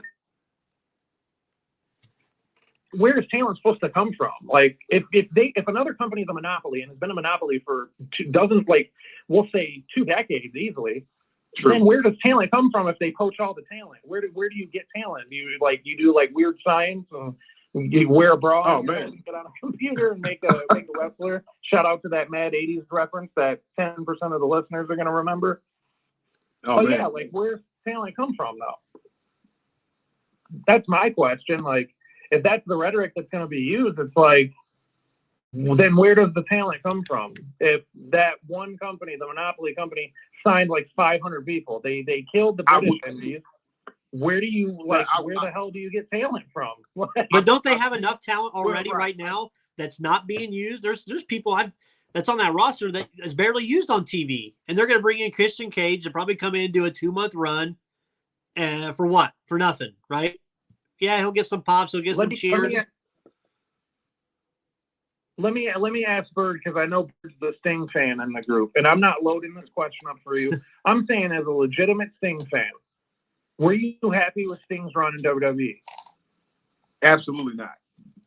Absolutely not. Were you happy with the match? Just the match. It doesn't need to be overall. Were you happy with the match that Sting had on Sunday night on the pay-per-view? Yeah, that was a befitting ending to a run that I hope they send Sting home. Or if he want to do commentary where they use him as kind of how they use him in Impact when he was doing the Joker thing or whatever, I'm kind of cool with that. But as far as him doing any type of physical, I'm not no, because he's doing physical stuff, but it's at a slow, very slow speed. If you know Sting from previous years, like I do, that's like Sting on, you know what I'm saying? I was Sting on steroids, but no, that's like Sting saying in slow motion. You know what I mean? Well, and here's the thing. And here's the thing too. Oh, I didn't mean to cut you off. Were you wanting to say something else? No, I'm good. Oh, here's just one point here overall. People have all their opinions. That's fine. That's valid. Had WWE done the right thing with said talent, you wouldn't see the defection and people jumping ship like a Paul White or a Sting or a Christian, a guy who Vince McMahon at one time wanted to put a blur on his face, and he came out on TV with a blur over his face. A talent that can actually wrestle and can go. And the only time he got the big title was out of sympathy, out of Edge. So if WWE had treated their employees better, well, there wouldn't be. Paul White said there was no issue with WWE. His contract was up. They couldn't come to a contract negotiation deal, so he jumped. And Vince was the first person to call him and thank him and tell him it's great they signed you. Paul White said that. Tony Khan's not going to have Big Show's butt cheeks out in a sumo match at AEW.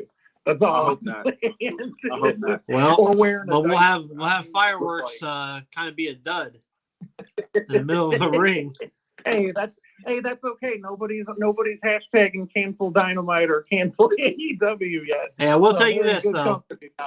Darby Allin, I think the TNT title run with him, I think needs to be over. I don't think he's the right guy to carry that title right now. Darby is more of, I picture him, and it's, him and Sting were teammates, and I understand that.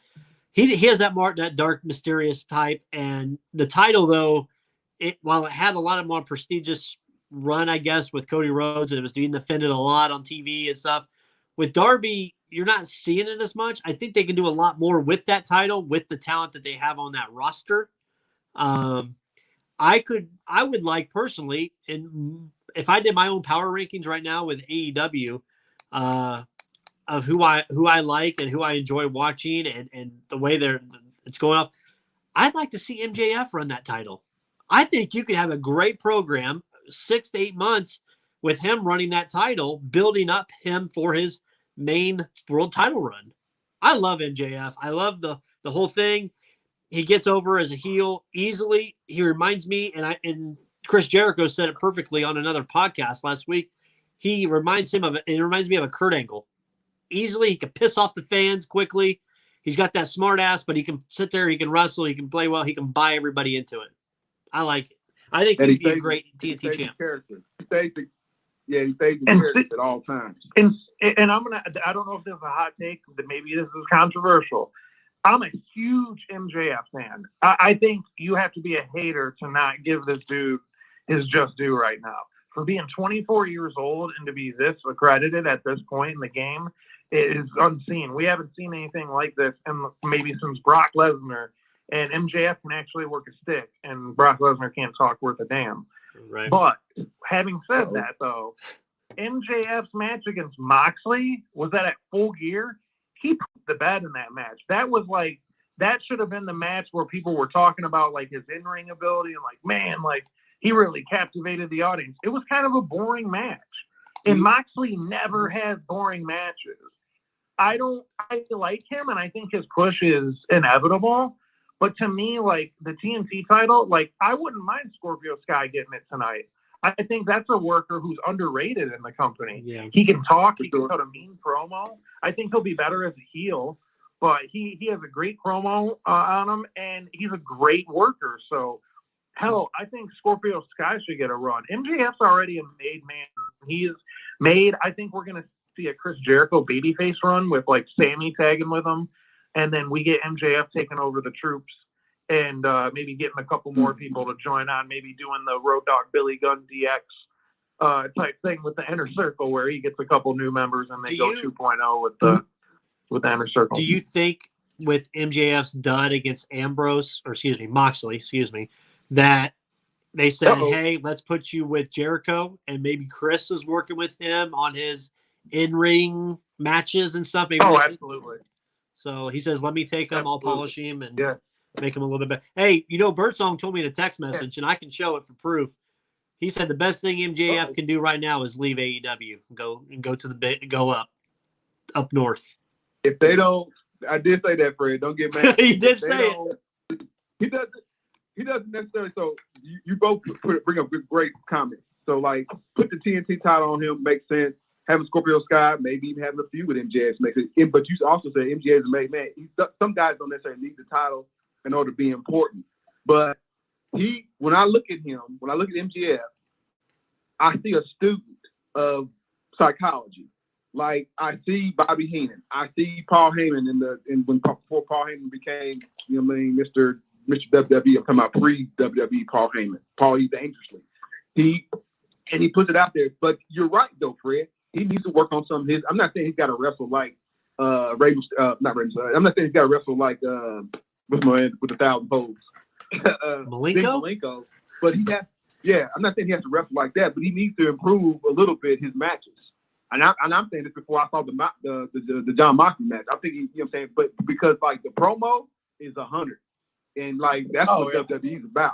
The promo's 100, and the character's 100. Yeah, and that's what WWE. That's why I say. That's why I say he's better.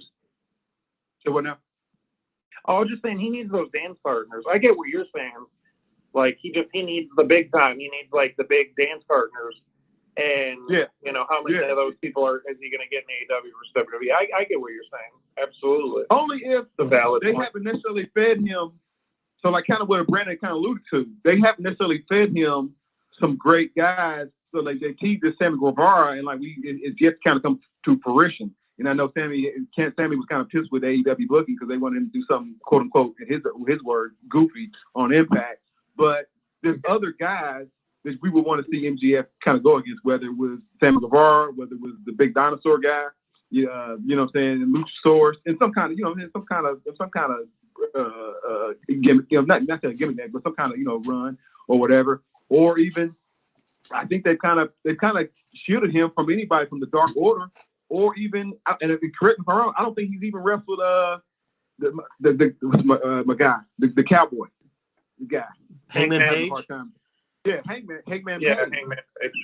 You know what I mean? And it might be something they bring along, you know what I'm saying, because they do a little bit later. You know what I'm saying? Because I think Hangman Page has all the right moves. He just don't have the promo. MJF got the promo, just not necessarily all the right moves. You see what I'm saying? Yeah. And those guys are both young. They're gonna grow into their own, ring gear. Like they'll get there, But that's I mean, I said the same thing we're talking about, Bird, about MJF is the same thing I was saying about Hangman. Like Hangman had a decent feud with like Jericho and stuff like that, but still Right. you watch him like, I don't think he's like ready to take the title. Like he's good, but like he's not title ready. Like he's not main event player ready. So Okay. valid point. Right. Yeah. Well, I hate to cut it short, fellas, but I'm at this week's shout out to Jets Pizza. Lovely establishment of the Detroit variety as far as pizzas go. So I gotta get my pizza and watch Dynamite tonight. But hey, just valid points across the board. I knew Brandon wanted to talk about that the wet part that was heard around the world on Sunday night. So appreciate it. Just shout out Fred, to wrestling and shout out to wrestling. Fred, it was fans. flat. Fred, it ended flat, but it was better. That AEW ended was better than the end of the WandaVision. My personal opinion. WandaVision. All right. We're gonna talk about that off air. We gotta do some talking. We can Right, for sure. That was crap. Thanks, hey, Fred, thanks for calling in, man. Don't be a stranger, bud. Hey, appreciate it, man. Take care, fellas. Thanks, Fred. All right, Fred Feldner, KFAB Connection. We got our boy here, John.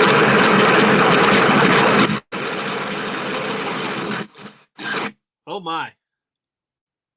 I don't know if you heard that. Did you hear Brent?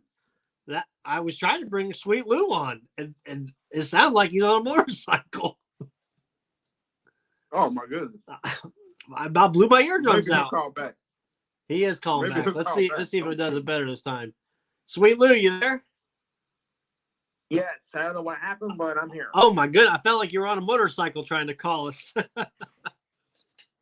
Well, the operator cut me off What as usual. what's new, Fred or Sweet Lou? What's been new with you? Well, I'm getting ready, of course, for the tournament and stuff because now that we are approaching the NCAA tournament, things are looking up. I mean, all the conference tournaments are playing now. Some have been good. Some have been playing like, crap, of course. But that's to be expected. Oh yeah, for sure. What's your thoughts as we approach? I guess what for NFL free agency? What move the Jets? What kind of moves are we going to look for the Jets? Are we looking QB trade? Yeah, we need him. We definitely have to get rid of him. I mean, really. I mean, Sammy Boy has got to go. No question about it. He hasn't done much for anything in the 3 years he's been here. He had a few bright moments last season, but not good enough. Yeah, John. Lou, what's going on with your New York teams, man? Between the Jets, I wish I had an answer for that. Between the Jets and the Giants, not a whole lot of news coming out of the Giants at all with the offseason. Everybody's got offseason moves, except for the Giants. Yeah, I mean, well, the Giants, were showing signs of life from mid-season on. They started out, 1-7, they just started looking up, but the Jets have done absolutely nothing. And I don't know if it's bad management, if it's bad coaching, or if the quarterback is just, pathetic. It's any number of things with them. Also, we use a good, strong safety as well because that's where we're really lacking. What Lou on the show? How's the new show? How's that rolling with you? I don't think I would call it new. I've been hosting now for 3 years. Well, yeah, but I mean, you did new time slot, right? New time slot. Actually, it's been out for about a year and a half with that. Now, I've been at 5 o'clock since the end of 2018. I thought it was 6 p.m. Maybe that's why I'm off. It was 6 p.m., but it had to be moved for other purposes. Ah, gotcha. So I've been 5 since the end of 20. Yeah, the end of 2019 I went to 5 o'clock. So I've been there for a while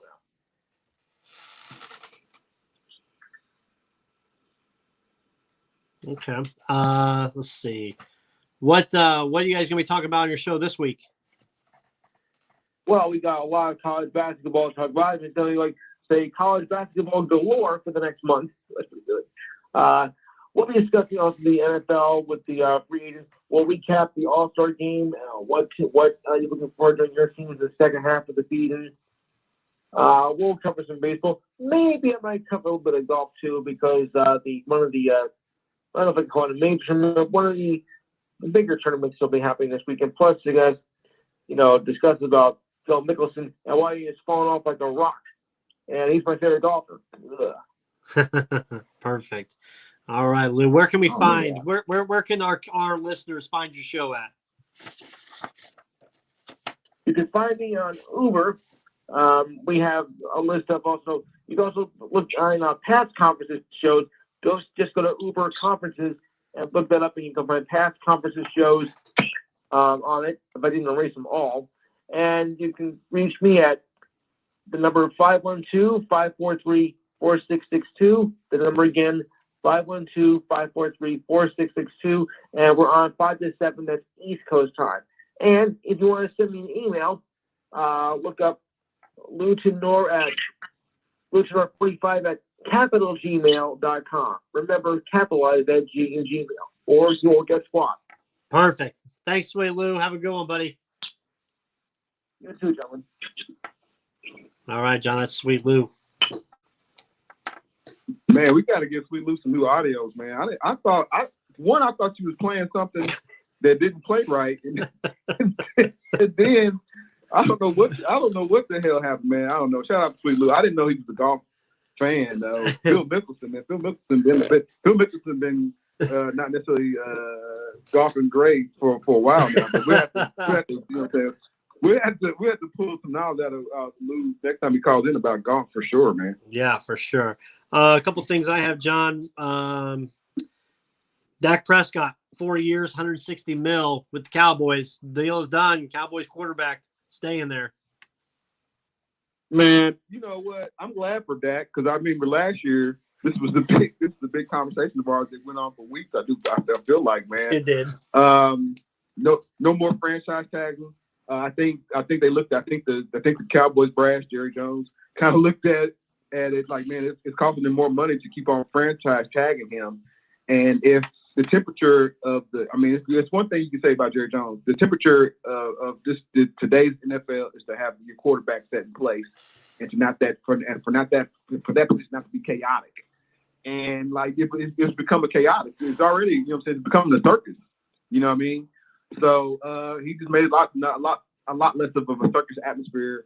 There's gonna be some cuts, obviously, if we've seen, today, and around the NFL, because the NFL salary cap shrank about under $216 million less. Right. You know what I'm saying? So it's gonna be some cuts to be made. But no, man, I think he's deserving. So there's a lot of people that was kind of wondering, like, did Dak deserve the money? I'm like, dude, well, did Carson Wentz deserve the $34 million he was getting? You know what I'm saying? After 1 or 2 seasons that he put up great stats, you know what I'm saying? And look what Dak has done. So I think he's deserving. I think there's a little bit of overhype just when folks saying the Super Bowl bust. I think they have to win the division for sure. You know what I'm saying? When you think about Washington, right. What they, there's a lot of question marks there. Still the quarterback. Not necessarily. They don't have question marks at coaching. They don't have question marks with their defense. They got a lot of question marks still at quarterback and offense, right? In Washington. Now you think about the Giants. I got to try to pull some information out of Sweet Lou, man. But like the Giants are going backwards. It seems like, you know what I mean, or staying stagnant. How about that? And like I said, I think Dallas need to at least win the conference. At least to win the division. And like with that money that they invested in Dak, and he wasn't on crutches, wasn't limping or anything like that, right? When I saw him on the press conference, so I think they get down to work. Does that mean? I think I text you. They probably don't retain the wideout. Amari Cooper. I think his number becomes a little bit. His free agency number becomes a little bit too high for them to retain. So and then they have to kind of figure out. How do you replace that production? Do you go out and get you another wideout? Do you go out and get you in the draft? Go out and get you a tight end that can kind of fill that role for part of the playmaker. So not right now. Great news out of Dallas for Dak Prescott and being retained by the Dallas Cowboys. Yeah, absolutely. Hey, John, I don't know if you've seen during the All-Star weekend, there was a series on TNT, kind of like, they had the Jordan documentary with The Last Ride, The Last Dance, whatever you want to call it. Then they had The Undertaker's Last Ride. You've had Tiger Woods' 2-part hit piece they did on him. But now they have one called The Inside Story, with the story of Ernie Johnson, Charles Barkley, Kenny Smith, Shaquille, the behind the scenes, how it got around, and just kind of what that show's developed over the past 30 years, 20 years, 30 years or so, I guess, since Ernie started it. I just finished it, and I thought it was a great, great documentary, well put together. A lot of the stuff, it was great to see a lot of the old memories I saw, because growing up, I grew up with those guys on every, whether it was a Tuesday night or a Thursday night. I still, to this day, on Thursday nights, stay up late because I want to watch or record the Inside the NBA, because just the analysis that they have, the bantering they do back and forth, and just some of the funny skits and stuff that they do. I love it, and I always have, and I always will. I thought it was a great documentary. I need to check it out. Here recently, man, and not to poo-poo it totally, man. Sometimes with Shaq, it gets a little too cartoonish. You know what I'm saying? I think that's and him and Charles Barkley arguing back and forth, but I think that's his role. But I think, you know what I'm saying, Shaq come under fire because he has become somewhat of a bully when it comes to today's NBA, and saying what he could do and what he can't do and what they can't, with what he did versus, you know what I mean? But I'll check it out for sure, because that's definitely one. You can't write the story of the NBA entertainment basketball without that TNT show. You just can't. What's some of your memories with it growing up? I guess throughout the years, just watching it. Man, I just remember Ernie, Craig Sager. You know what I'm saying? Rest in peace. I remember Grant Hill transitioning from a player to broadcast booth, and now Grant Hill's part owner of Atlanta Hawks and whatnot. But I remember him being on there as well. I remember Cheryl Miller, Kenny Smith. Cheryl Miller and Kenny Smith kind of being nobody knowing how well their basketball minds were. Sometimes when I listen to Kenny Smith, I'm like, dude, why ain't he coaching? But I know why he ain't coaching, because he makes them mint. You know what I'm saying? Being an analyst. Yeah. You know what I mean? And shoot, you know what I'm saying? They playing. That's what we're trying to get that analyst money, that Skip Bayless money, right? But like, nah, man. I just remember, you know what I'm saying? Those, especially like I said, Craig Sager. Like, and then when they do, like, he's been the sideline. And how could I forget David Aldridge, Mr. Insider, his damn self. Yeah. Like, so he's the one that begat it. You know what I'm saying? The Mark Steins and the wind horses of the world before I didn't even know who, you know what I'm saying? ESPN got, you know what I'm saying, all those guys now, right? But like, no, David Aldridge for sure, man. So like, yeah, those are great moments. TNT and TBS basketball. I used to like Craig Sager professionally. His basketball thing I did love. I lost a lot of respect personally for him once all the crap came out after his death. How all his money, all his inheritance, all that stuff he gave to his mistress and not to his kids or his wife. That's crazy. I thought that was crazy enough. So that kind of diminished my thoughts of him. Kind of a scumbag move there. But professionally, I thought he was great. Yeah, two memories I remember best was they had a championship lounge, and they had a bouncer and everything there. And then Shaq let Ernie come in as his guest, and they wouldn't let Barkley in the door because he didn't have a championship. And they kept talking. They'd come out the door and announce somebody that won a championship. Like, Adam Morrison's in here, Chuck. You got to get here, see Adam Morrison's cutting up a rug right now. And just to kind of tease him with all these players that won a title on these teams, but never Chuck. And then when they did the jersey retirement ceremony, and they had like a little mini jersey of Kenny Smith's, and they were put on a clothesline with underwear and T-shirts, and they had to go across the stage. So many great memories. The show it's a genius how they did it, how they didn't want a normal sports show. You're sitting there talking straight to the camera, no emotion. You're just giving the sports. No, they told you do not look at the camera. Banter back and forth. That's what's going to get the ratings and stuff. So I thought it was a great documentary. Get a chance to check it out, please. And then, John, recap. We got a recap. Oh, my God. Daryl's got a girlfriend, or he did have a girlfriend. He did have a girlfriend that he got to inherit a dog from. Yeah. But I don't know what happened to her.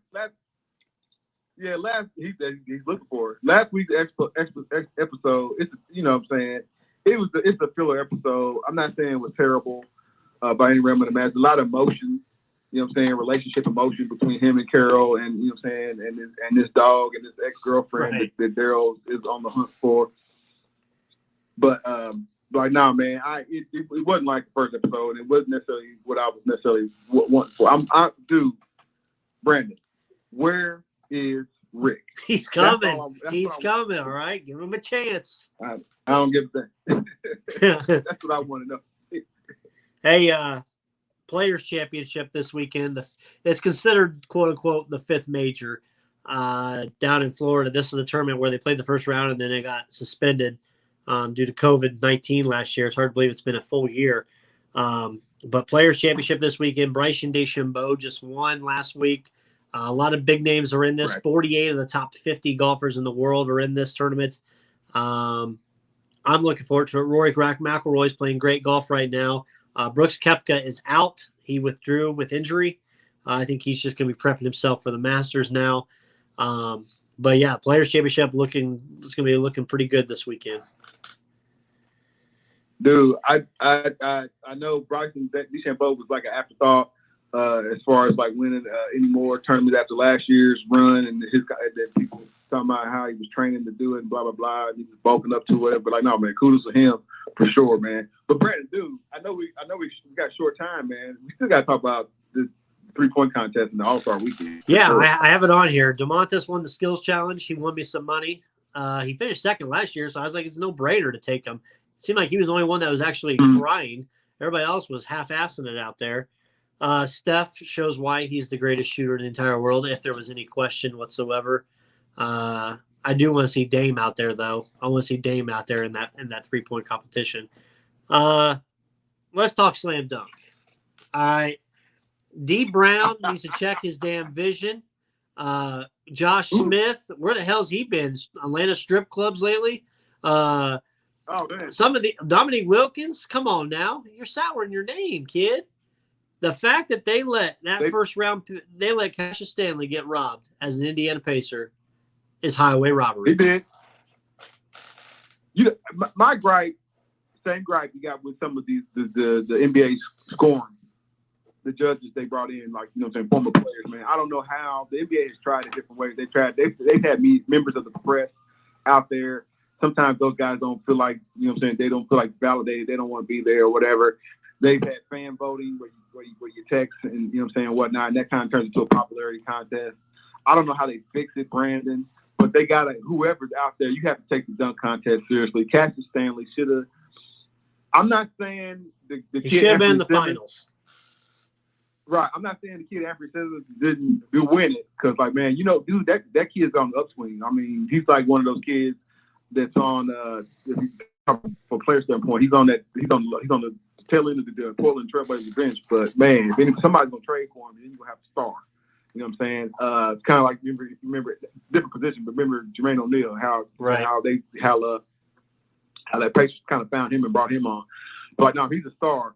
We're waiting to get his shot. He's just waiting for maturity. He's only like 20-something years old. He ain't 22 yet, right? Barely old enough to drink. But like, no, man, I'm not saying he didn't win. I saw some great athleticism out of Obi Toppin, who I thought is a better in-game dunker than he would be in a contest. I'm kind of over jumping over people. You know what I'm saying? I'm over it. Like, you know what I'm saying? Don't bring in. I'm cool with props. Cool with you pumping up your sneakers. I'm cool with you maybe even jumping over an inanimate object, but I'm kind of over you jumping over people. You know what I'm saying? Like, no, man, our guy, I thought I had him winning, man, just because there's a history of Pacers from Fred Jones to Hillman back in the day for being the great NBA dunkers and NBA dunking champions, man. I thought we had it, man. But again, man, I don't know what sometimes these judges, I don't think they take their job seriously. And then, so maybe we need to get, I don't know, how could you get a better judge than Dominique Wilkins or D. Brown? Mike, you have your own opinion. Spud Webb. Right? Yeah, somebody, you need to get somebody, and they need to take it seriously where, like, you know, and that, Brandon, guess what? That's, hi. That's why. Tucker's saying hi. That's why that's why the LeBron Jameses of the world and the Zion Williams of the world won't be in the dunk contest, because as much as fans say, who is Anthony Simmons, or who is Cassie Stanley, right? I get they ain't household names, but the judging on this is not taken seriously at all. So why I would think LeBron go out there. I think you do one Hall of Famer. I think you do one previous dunk champion. I think you do a member from the media. I think you do, I guess, put one from, I don't know. Linda Cohn. No. I was going to say take somebody from the WNBA if you want. And then the fifth one needs to be a average of a fan vote. And they may have done this before. I can't remember. But an average of a fan vote. One vote for the fans gets an average. But the problem is, I mean, Candace Parker and Dwayne Wade gave everybody damn 50s last year. So that kind of – and Aaron Gordon got robbed again. So – yeah, he did. Yeah. But I thought you got to fix it. I think it's BS. I think they just hate the Pacers. I think there's a witch hunt on the Indiana Pacers. Thank God DeMontis went. Right. Because here's the thing. DeMontis only took one shot. Won his dunk contest. Yeah, he should have, and so should have Victor. But the fact that the Pacers – Domantas Sabonis has only taken 2 shots in his last 2 appearances in the All-Star game. He scored 0 points last year and missed his 1 shot.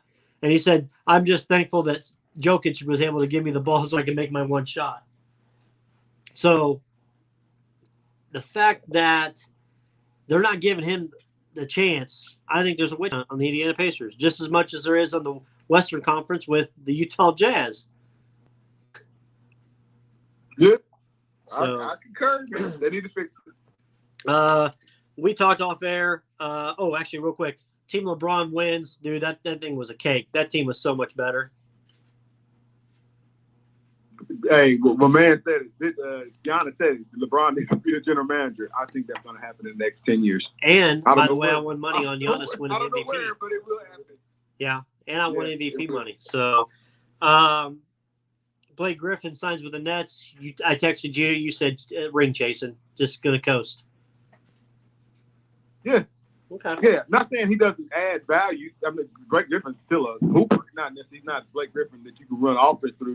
He's not the number 2 guy. You know what I'm saying? He's dependable. But and he's very confident. He knows how to play the game of basketball. Right. It's a head scratcher though, Brandon, because they're going to need somebody. If Kevin Durant ain't 100%. And I had, you know what I'm saying, you kind of laughed about me and Skip Mills, friends program, kind of going at it. Man, they're a real donut team to where a guy like Joel Embiid or a guy like, if they play Giannis correctly, I'm going to say the coaching staff, put Giannis in the right position. Don't have him out here shooting threes. Don't have him out here shooting mid-ranges. There's no reason why they can have 40 to 45 points against the Nets at any given time, at any playoff time, or even regular season. That's just my personal opinion. And if you got point blank guy like that, because who can guard them? Who can guard? Blake Griffin ain't the guy. He can't guard Giannis. Right. He can't guard Joel Embiid. You know what I mean? Only thing he can do is foul at this particular time in his career. And we know Kevin Durant can't. That's why that's why they're trying to get Andre Drummond and whoever else out. But no, man. He's out here ring chase. He's trying to end his career on a high note. Yep, absolutely. All right, little housekeeping notes for this week. Show Sunday night. We have a show. March Madness bracketology selection shows.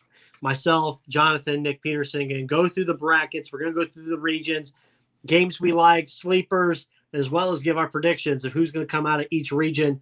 It's our 4th annual Crossroads Sports' 4th annual bracketology selection Sunday show. That'll be on Facebook Live and Blog Talk Radio at 8 o'clock on Sunday night.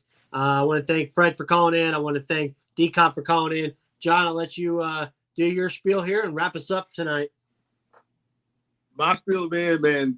90 seconds. LaMarcus Aldridge and Spurs have parted ways, man. Now the big man is out here looking for a team, man. I'm sure he'll be linked with the Pacers. I'm not linked with the Pacers. I wish linked with the Lakers or linked with the Nets. Here soon, man. Outside of that, man, I also want to thank our sponsor, Scott K. Nichols State Farm Insurance. I also want to thank our other sponsor, Maverick Custom Motorsports. If you check out our socials or check any links on our Facebook page, make sure you check out their services they provide. Great quality service, whether you're looking for insurance or whether you're looking for, spend some of that tax money seconds. Upgrading the peripherals in your vehicle. You know what I'm saying? So for sure, check out our sponsors for darn sure. Outside of that, man, like I said, Brandon said we got a great show lined up, Final Four show. Hopefully, we won't talk about anything cataclysmic like basketball that happens. If a trade happens between now and then, because we didn't talk about trade, a whole lot of trade rumors tonight, as we promised. But if anything does happen between now and then, I'm sure we kind of cover it on the Selection Sunday show. So, like, other than that, man, great show. Thanks for everybody calling in, and again, thanks for everybody for listening. Thanks for listening to the Crossroads Sports Radio Show. You can find more episodes on iTunes and the Google Play Store. Be sure to like and subscribe for more